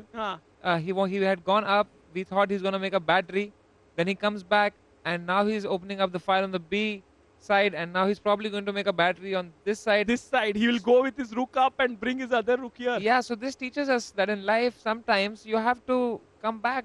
Not all things that you think will happen the way you think they happen like that. Sometimes come back, make another plan. When one door closes, another opens. And that's what exactly has happened here. When one file closes, another one opens. Beautifully said, Samay. So nicely said. This is the perfect analogy. Just like in your life, you did printing engineering, then you did stand-up comedy. Now you are a chess commentator. Look, I didn't want you to tell the world that I have done printing engineering. I was feeling proud until this very moment. I'm very sorry, Samay. By the way, Samay, he's brought his queen here. Duda attacking the bishop and the pawn. Yeah, one of them has to fall, just like Sagar Shah's hair. Why did you attack me, Sagar? Now I'm going to attack you for the rest of the stream. By the way, Samay, when he attacked the queen, if you had taken the pawn, what would have happened? It would have been trapped. Yes, exactly. Just like the air between your 2 hairs. Okay, now it's enough, Samay. Now it's 2-1, so it's better for me. I'm happy.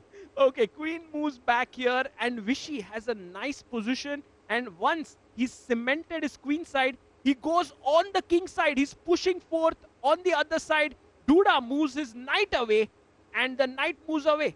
Do you think, Sagar, he can push that h-pawn even one more square ahead? That's a brilliant suggestion, Samay.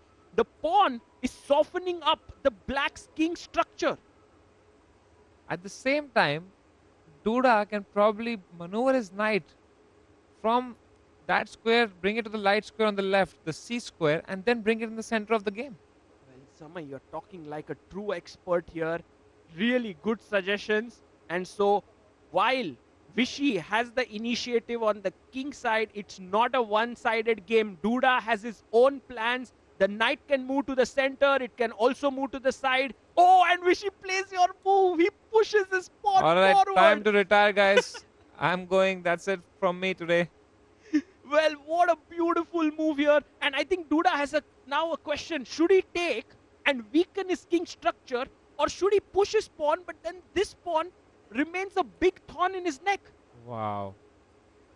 So both decisions are not in favor of Duda here. Absolutely not. It's a very tough decision to make for Jan Krzysztof Duda. And that's why you can see he's down to 2 minutes 20 seconds, while Vishy Anand has 3 minutes 36 seconds. Can he just ignore that threat and probably just play something else? Because let's say the pawn on the white's pawn even captures black's pawn, there is no danger to black. True, there's no danger, but somehow it opens up this entire line. And when the king moves up and the rook joins in, it would be an attack. Meanwhile, Samay, I must tell the viewers that board 2 and 3 have been draws, so the score is right now 2-2. But also the fourth board game between Ho Yifan and Koschenyuk is equal. On board number 5 between Bella Kotenashvili and Polina Shuvalova is also equal. And on board number 5, Andrei Esipenko from Ganges Grandmasters is pressing, which means that this match is really in the favor of Ganges Grandmasters, unless Duda starts to strike on board number 1. Yeah, look at the position. Look at how messy this position is. Look at how less time they have. Yet both the players are very calm and very composed. And Samay, he's played your move, the move which you mentioned, ignoring the tension over here. He has ignored it. He's brought his knight here and he wants to plonk his knight in the center of the board. Now, what can White do? How does White keep the play going? I think he could take the pawn or Samay, as you had mentioned, make this battery and try to infiltrate on the queen side. Yeah, and now Sagar, Mr. Vishy Anand has come less on time. Oh, he has 2 minutes, 6 seconds. You can see the clock on the top left of your screen.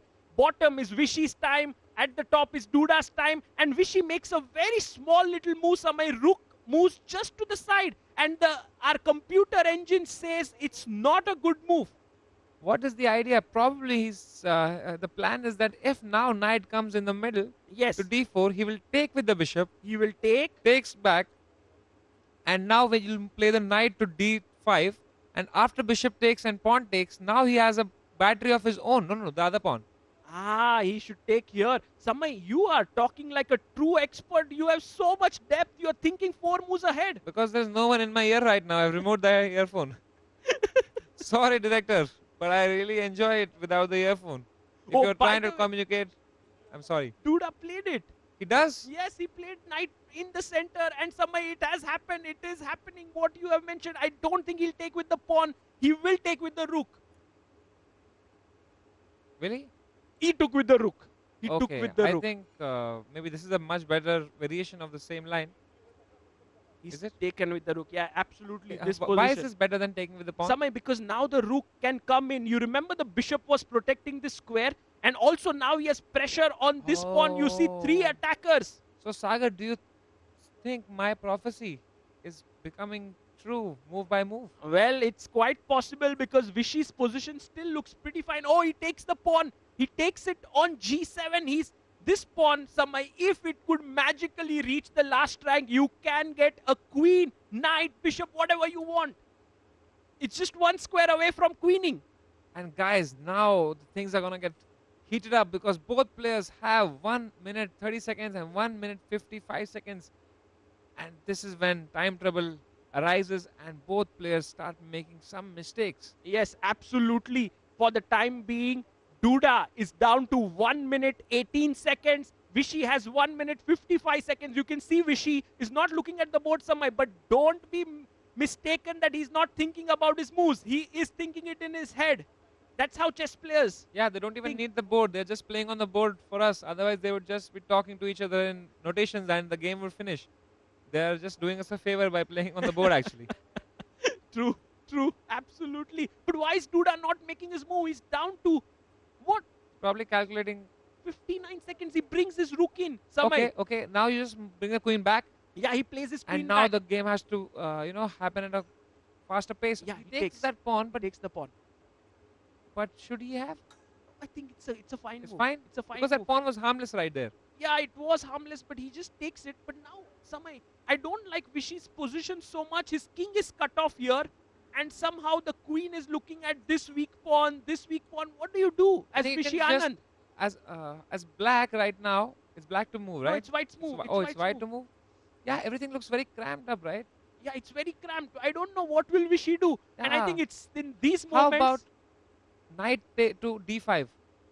Oh, he pushes the pawn, Samay. He brings his pawn up. Wow. Maybe he wants to attack here by pushing it even further. Like, even when his king is so weak, the rook has infiltrated, Vishy Anand is still thinking of attack and not defense. Yeah, exactly. He's going for the throat of his opponent. And you know, Vishy's style is very unique. Every time he makes a move, he likes to touch his pieces outside the board. You can see that right now. He's thinking about if he can get something going here. 35 seconds for Duda, and Duda has Oh, made a he's mistake. not a great move. He's brought his queen up. It's not a great I move. feel Duda is just trying to play just moves just to get some more time right now, because Queen A5, do you think it has a plan? No, I don't think, but also he's just looking over here at the rook. Maybe at some point, if the queen moves away, there could be some problems. Sagar, how about giving a check right now with the knight on that light square, and if bishop takes, you take with the pawn, you get open file, you bring the queen in, and then you start your attack. It's possible, Samay, but I think he won't want to give up this knight for the bishop. So what do you do? He will stay here. How about bringing the queen to the right side right now? Yes, and then same idea. Did he play that? He Oh does. My God, Let's he played go. it. Vishy Anand plays his queen to G1, eyeing the opponent's king. And as you said, Samay, after the knight jumps here, bishop takes, pawn takes, it opens the door. Yeah.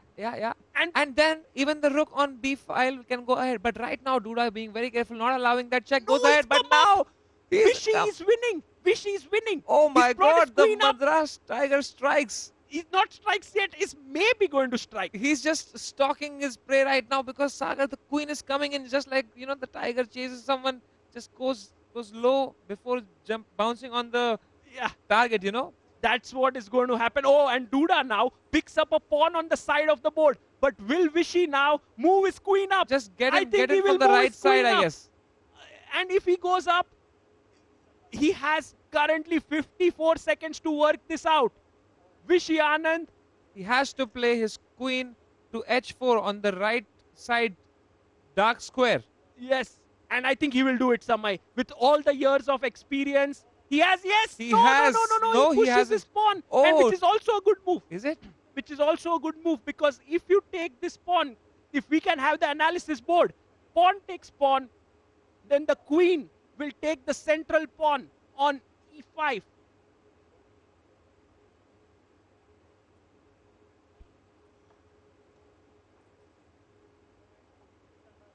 What does this mean, guys? What does this mean for the teams, Shingari Gulf Titans and Ganges Grandmasters? Vishy Anand is completely winning. He's 2 completely games drawn. winning. Let me quickly have a look.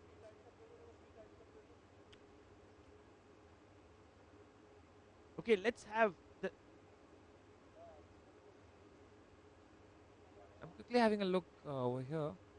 Samay, he's moved his pawn up. You can see Duda's face. He's already unhappy with his position. He knows that the writing is on the wall. Vishy can simply move his rook to the side and deliver a check to the opponent's king. We have the completely zoomed in view. Will Vishy find that move? Samay, just move the rook to the side. Give a check to the opponent's king and it's over. And Duda has only 12 seconds, guys. 40 seconds for Vishy. Will he find it? This is the critical moment of the game. Vishy Anand, you can see there, the young, that young Vishy is coming out right now. He knows Duda is so stressed. Duda knows it's over. It's close to over.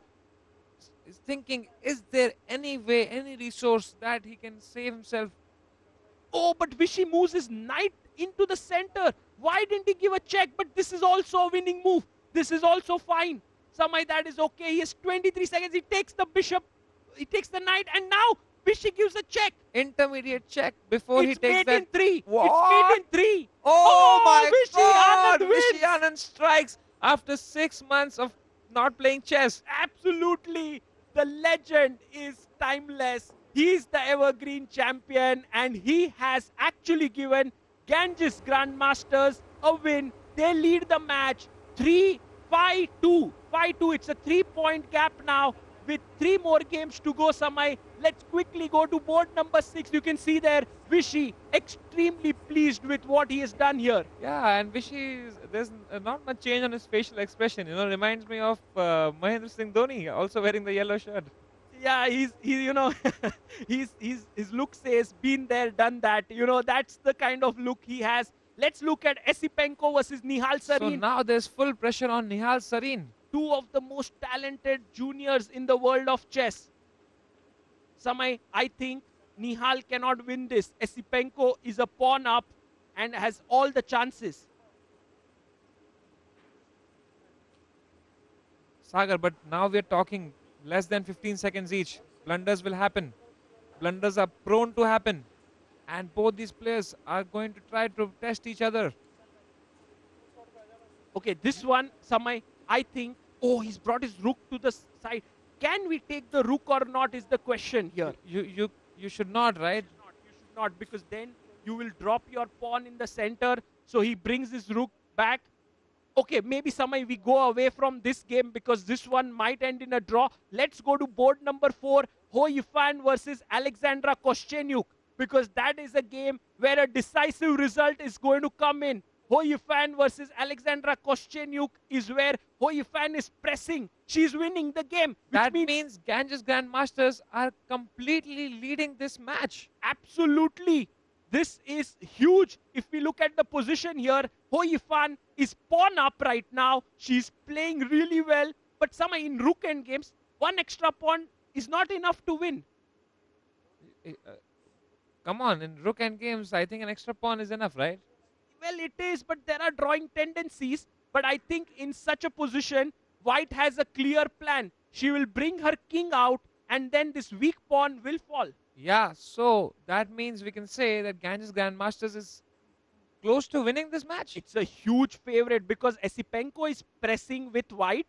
He's also pressing. Ho Yifan is also pressing. And I think Ganges Grandmaster with Vichy leading from the front is a very clear favorite. So what's happening in the match between Polina Shuvalova? That's a draw. I think it's an equal position here between Polina Shuvalova and Bella Kotenashvili. Which means that Ho Yifan, I think, Samay, this is gone. You are 2 pawns down. Yeah, it's this is completely lost. This is simply over. I think we'll see a handshake very, very soon. Ganges Grandmasters completely dominating this match. You know, I was of the opinion, Samay, that the Chingari Gulf Titans is a very balanced team with you know, them having Mamedyarov and Dubov, but both of them drew very quickly, which was not a good idea, I would say. Yeah. Because the remaining players really struggled. I think, you know, the teams have to strategize a lot. They have to understand each other's styles. They have to know, okay, so this is a very strong opponent, so let's draw on this board. Let me fight on this board. They have to have these team meetings. They have to strategize a lot. After all, it's not a single individual event. It's a team event. You have to think of the entire team. Very rightly said, Samay. In an individual event, if you get a draw with black pieces, you are generally very happy. But here, with your team facing such a bad situation in other games, you want to press with the black pieces as well. So can we have a look at Nihal Sarin's game, maybe? Yeah, sure. We can go there. But yeah, let's go to game number 6.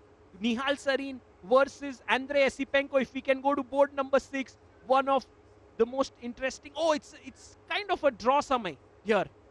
Because both sides have 2 pawns each. You can see it's a draw. So it's safe to say now that the Ganges Grandmasters have actually won this match. I think so, because Ho Yifan is also winning. If we can have a quick look at board number 5 between Bella Kotenashvili and Polina Shuvalova, I think that would just close the deal. Board number 5 is black is a pawn up, Samay. Maybe some chances here for I think she should fight. She should play on. She should fight. You know, Shuvalova, Polina should fight until the end. She has extra pawn. And in these end games, even one wrong move of the king and you're losing the game. True. But I think, Samay, this will most likely end in a draw. And meanwhile, Ho Yifan is winning. So then even if Shuvalova wins this, it's not going to be enough. This match is definitely in Ganges Grandmaster's favor. Yeah. What a complete domination, right? My prophecy turned out to be false. Yes, Samay. But what a great match. What a great match. You need to say my prophecy was right. Yeah, you are always right, Sagar. Even though I make fun of you, I really respect your decisions. And you were right. And what a match. I really enjoyed that match, Sagar. The way Vichy played, he just attacked in moments where, you know, he was being attacked. He still thought of attack. It was very easy to get defensive in that moment. But he was like, no. I am the Madras Tiger. The tiger never goes into defense. And you know, people have been saying it for years, Samay, that Vichy should retire. He is now, you know, well past his prime. But every single time he comes back, he strikes back, and everyone is like, will Vishy play the World Championship again? Will he get the title again? You know, how does he have such longevity? I swear, it is beyond me. I can't even imagine. True. Well, right now, Bella Khotenashvili is holding her own against Polina Shuvalova. Can we quickly check board number 4 between Ho Yifan and Alexandra Kostenyuk? Because their they just shook hands on board number 4, Samay, which means that Ho Yifan has won, which means that the Ganges Grandmasters have taken this match with a score of 9-3. Even if Shuvalova wins the next game, she can only reach 9-7, which is also unlikely to happen. And so a dominating performance by Ganges Grandmasters. What a strong team, Sagar. Led by Vishy Anand and all the players playing very good chess. Really excited to watch what they do in this tournament. Yeah, exactly. As of now, from today's matches, Samay, I think Ganges Grandmasters have stood out to be the most solid team. They haven't lost a single game. And here you can see Bella Khotenashvili making sure that she is able to hold her own against Polina Shuvalova. And if she holds it, it means her team would be unbeaten today. And this shows the spirit of a sportsman, you know, like you know that even if you win, even if you lose, it's not gonna affect the result in any way, but you give your best. But Samay, remember that if after the first 10 rounds of this tournament is over, and if two teams are tied on the same match points, then the game points are important. So if Shuvalova right now wins it, it means her team scores 7 points. If she draws this, it means her team scores 4 points, and those 3 game points can make a huge difference. Yeah, that I didn't think of that, Sagar. That is really crucial detail. So she's actually fighting now for the tie-break points. Yeah, absolutely. She should continue fighting, although there are very few chances, because in rook endgames, 1 pawn deficit is generally not a good reason to give up. You know, it's a draw here. But still, Sagar, why is this position not winning for black? Yes, they have 2 pawns. I mean, you know, like Shuvalova has 2 pawns. But you know, Samay, this rook is constantly harassing this weak pawn on here. It has no defenders. Can we maybe look at the analysis board so that the audience can see the arrow marks? Yes, let's have a look at the analysis board. This rook here can go and constantly keep attacking this. So the black rook is tied down. And once you are tied down, you cannot attack with these both pieces. And so that's the reason why with just your lone king, you cannot win it. It's not going to be sufficient to win. As this match is going on, let me ask you, Sagar, what has been the favorite match so far for you? For today? Yeah. In the entire day or for this match? The entire day. I would say that Grishuk winning his game against Yu Yangi was a big result, because it changed completely the match, right? It was like that final game which led to a huge difference for the Upgrad Mumbai Masters. So from a competitive game, that was very important. But from the quality of play, I would definitely say Vishy versus Duda. Vishy versus Duda. Do you think Vishy, like you just asked me this question, like, and I'm still thinking about it. Do you think he's probably planning to become the world champion again? We've been always thinking about this, but if you ask Vishy the same question, he says it's time for others now to take over. You know, you have Gukesh, you have Arjun, you have Prag, you have Nihal. Guys, you can take over now. You know, there was this boxer, George Foreman. I don't know if you followed boxing. No, So he was the world champion for a while, and then he lost the world championship, and then he came back in his 40s and he took it back. Really? And it's very rare that happens, because boxing is a physical sport, and it actually, I really feel there are many similarities between boxing and chess, because it's like one punch after one punch, defense and attack, and running away from here and there. It's like, I find many similarities. So I agree with you, Samay. You know, in fact, there's a sport called chess boxing. Yeah. You know, 1 round of chess, then 1 round of boxing, followed by 1 round of chess, and then boxing. Yeah, that's a very extreme sport. It's the ultimate mental plus physical sport. Meanwhile, the white king has moved upwards and is trying to get in from this position here. Sagar, how about you move the rook below the white pawn on the d file? You mean here? d2. Ah, this way. No, it's white to play. No, I mean like whatever white plays. Come here. Or how about you come even ahead to e2 and you cut off white's king so that white king can never come. Can I make some arrows, please? What if you bring the rook here?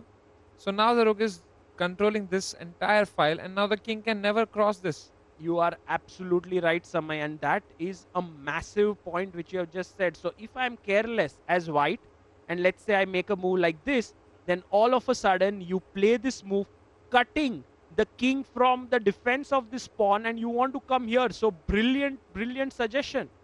So there are still possibilities. There are still some mines in this war, in this battlefield. Absolutely. You have to walk carefully. You have to It's tread not so carefully easy, here. even though actually, the fewer the chess pieces, the game actually becomes more decisive on each move. Absolutely. And that's why right now Bella played it very safe. She brought her king back, which is a very smart decision by her. And after a check, she kept, in this way, she has kept her king closer to her pawn without allowing the rook to come here and cut it off. Guys, it's a 15 plus 10 format, which means the game could potentially last forever. So maybe, we are on television. We could be here for days. Guys, don't leave us, yes? You need to be with us till the end of this game. Yeah, it's been like 5 years. We're still here. The Tech Mahindra Global Chess League Season 2 finished, and we are still in Season 1's Rook End game. What was the longest game has ever gone? I think there's some games which have lasted for 250 moves. 250 moves? 250, and Samay, we are right now at only 86 moves. Maybe we break a world record in this league. Well, let's see if that happens here.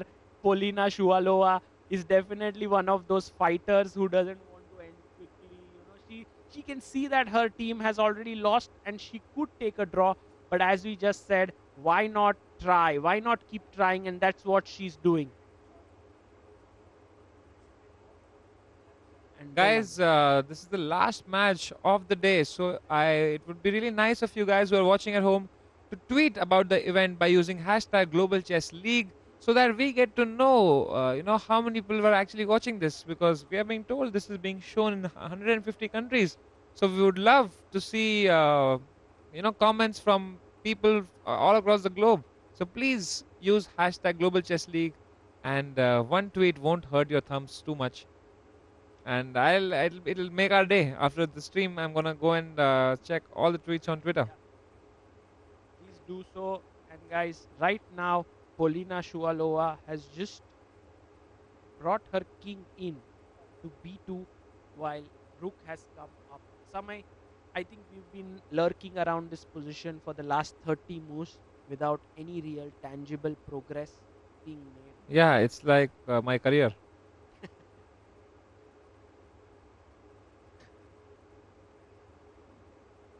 Really? No, it's more like your hair actually. Sorry, Sagar, I had to do it. That printing engineering remark really has hurt me a lot. Well, I think this will make sure that you can keep coming back to that remark and make fun of me for the entire next 10 days, yes?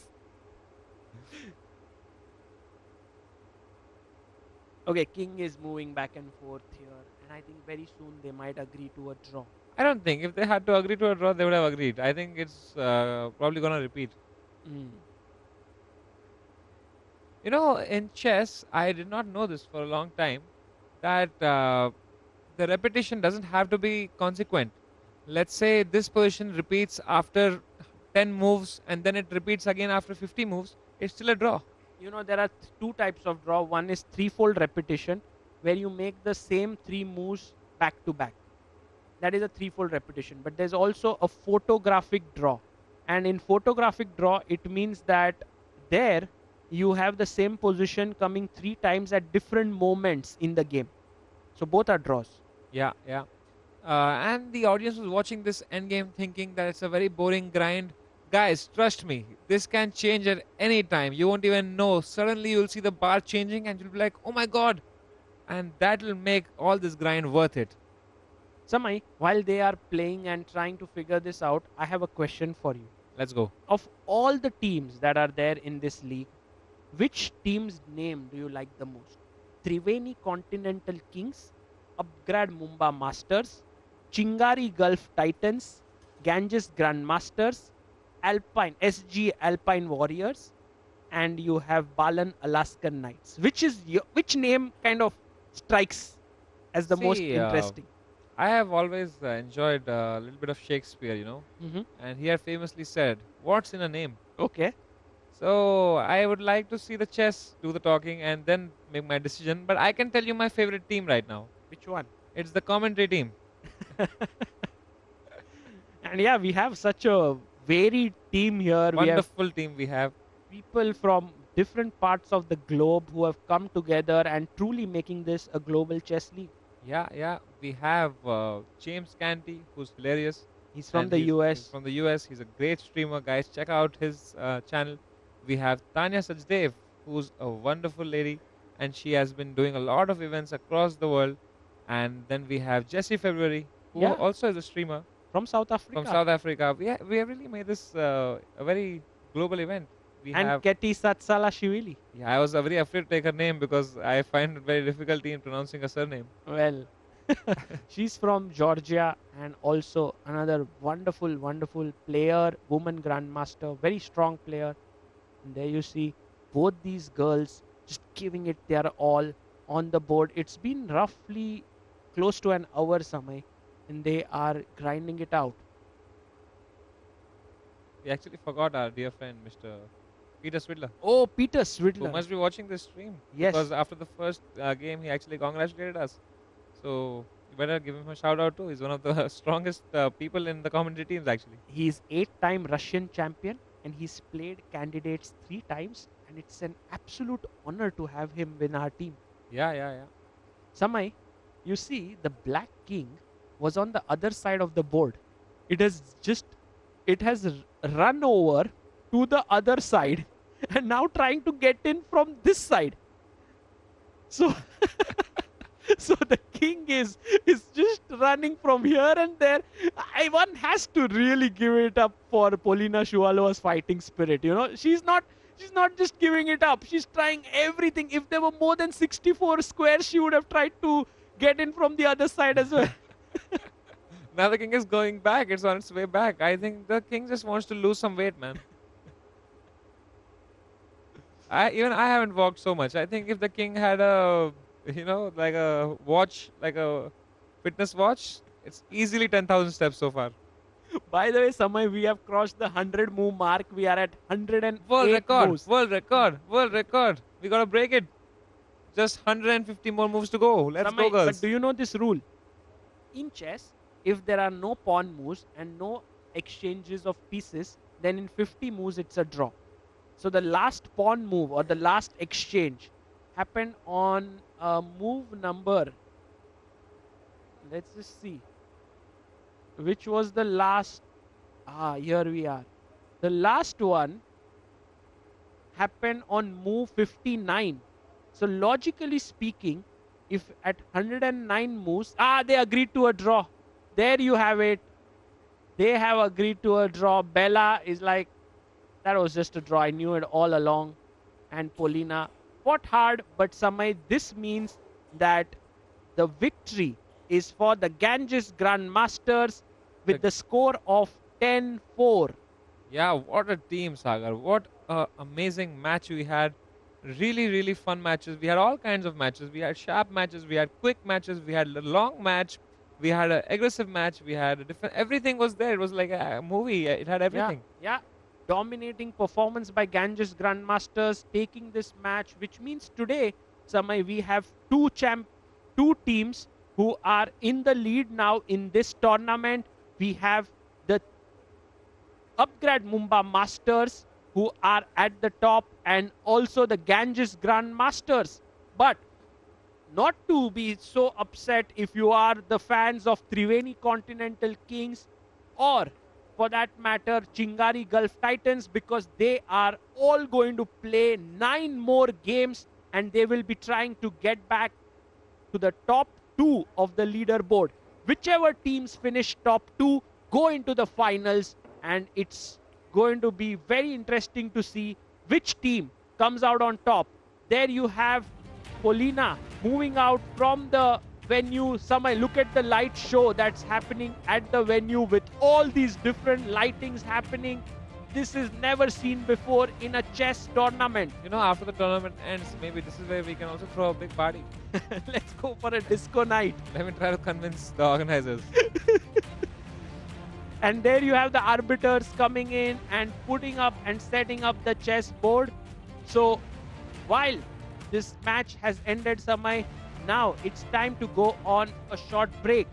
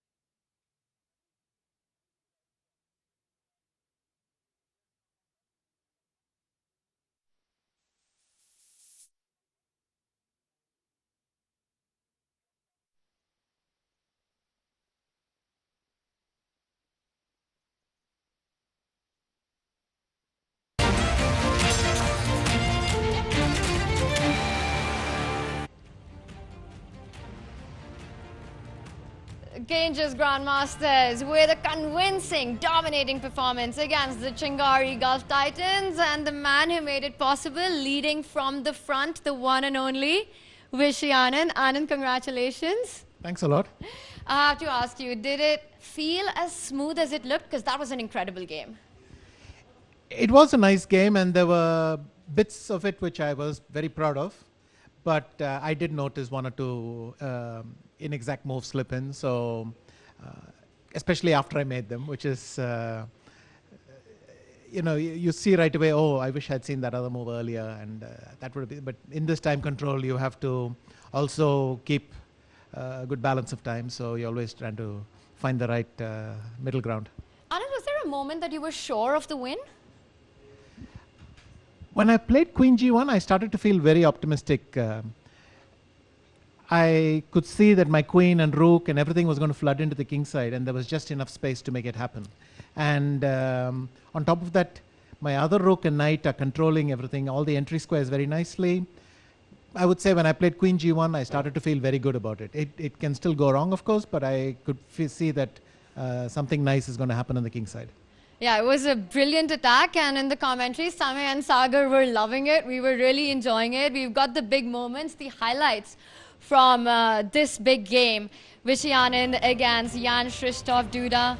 And there we see it was from the get-go. And Anand, is it extra special when you win against the younger generation, especially in this time format? Of course, and I mean, you have to say that this year Jan Krzysztof has been playing incredibly well. I mean, we saw his performance in Warsaw, so I was very happy to start off on the right foot. I mean, I'll take any win, but against Jan Krzysztof, of course, that's extra nice. And we saw your H-pawn there moving down the board, and this position looked already very difficult for Duda.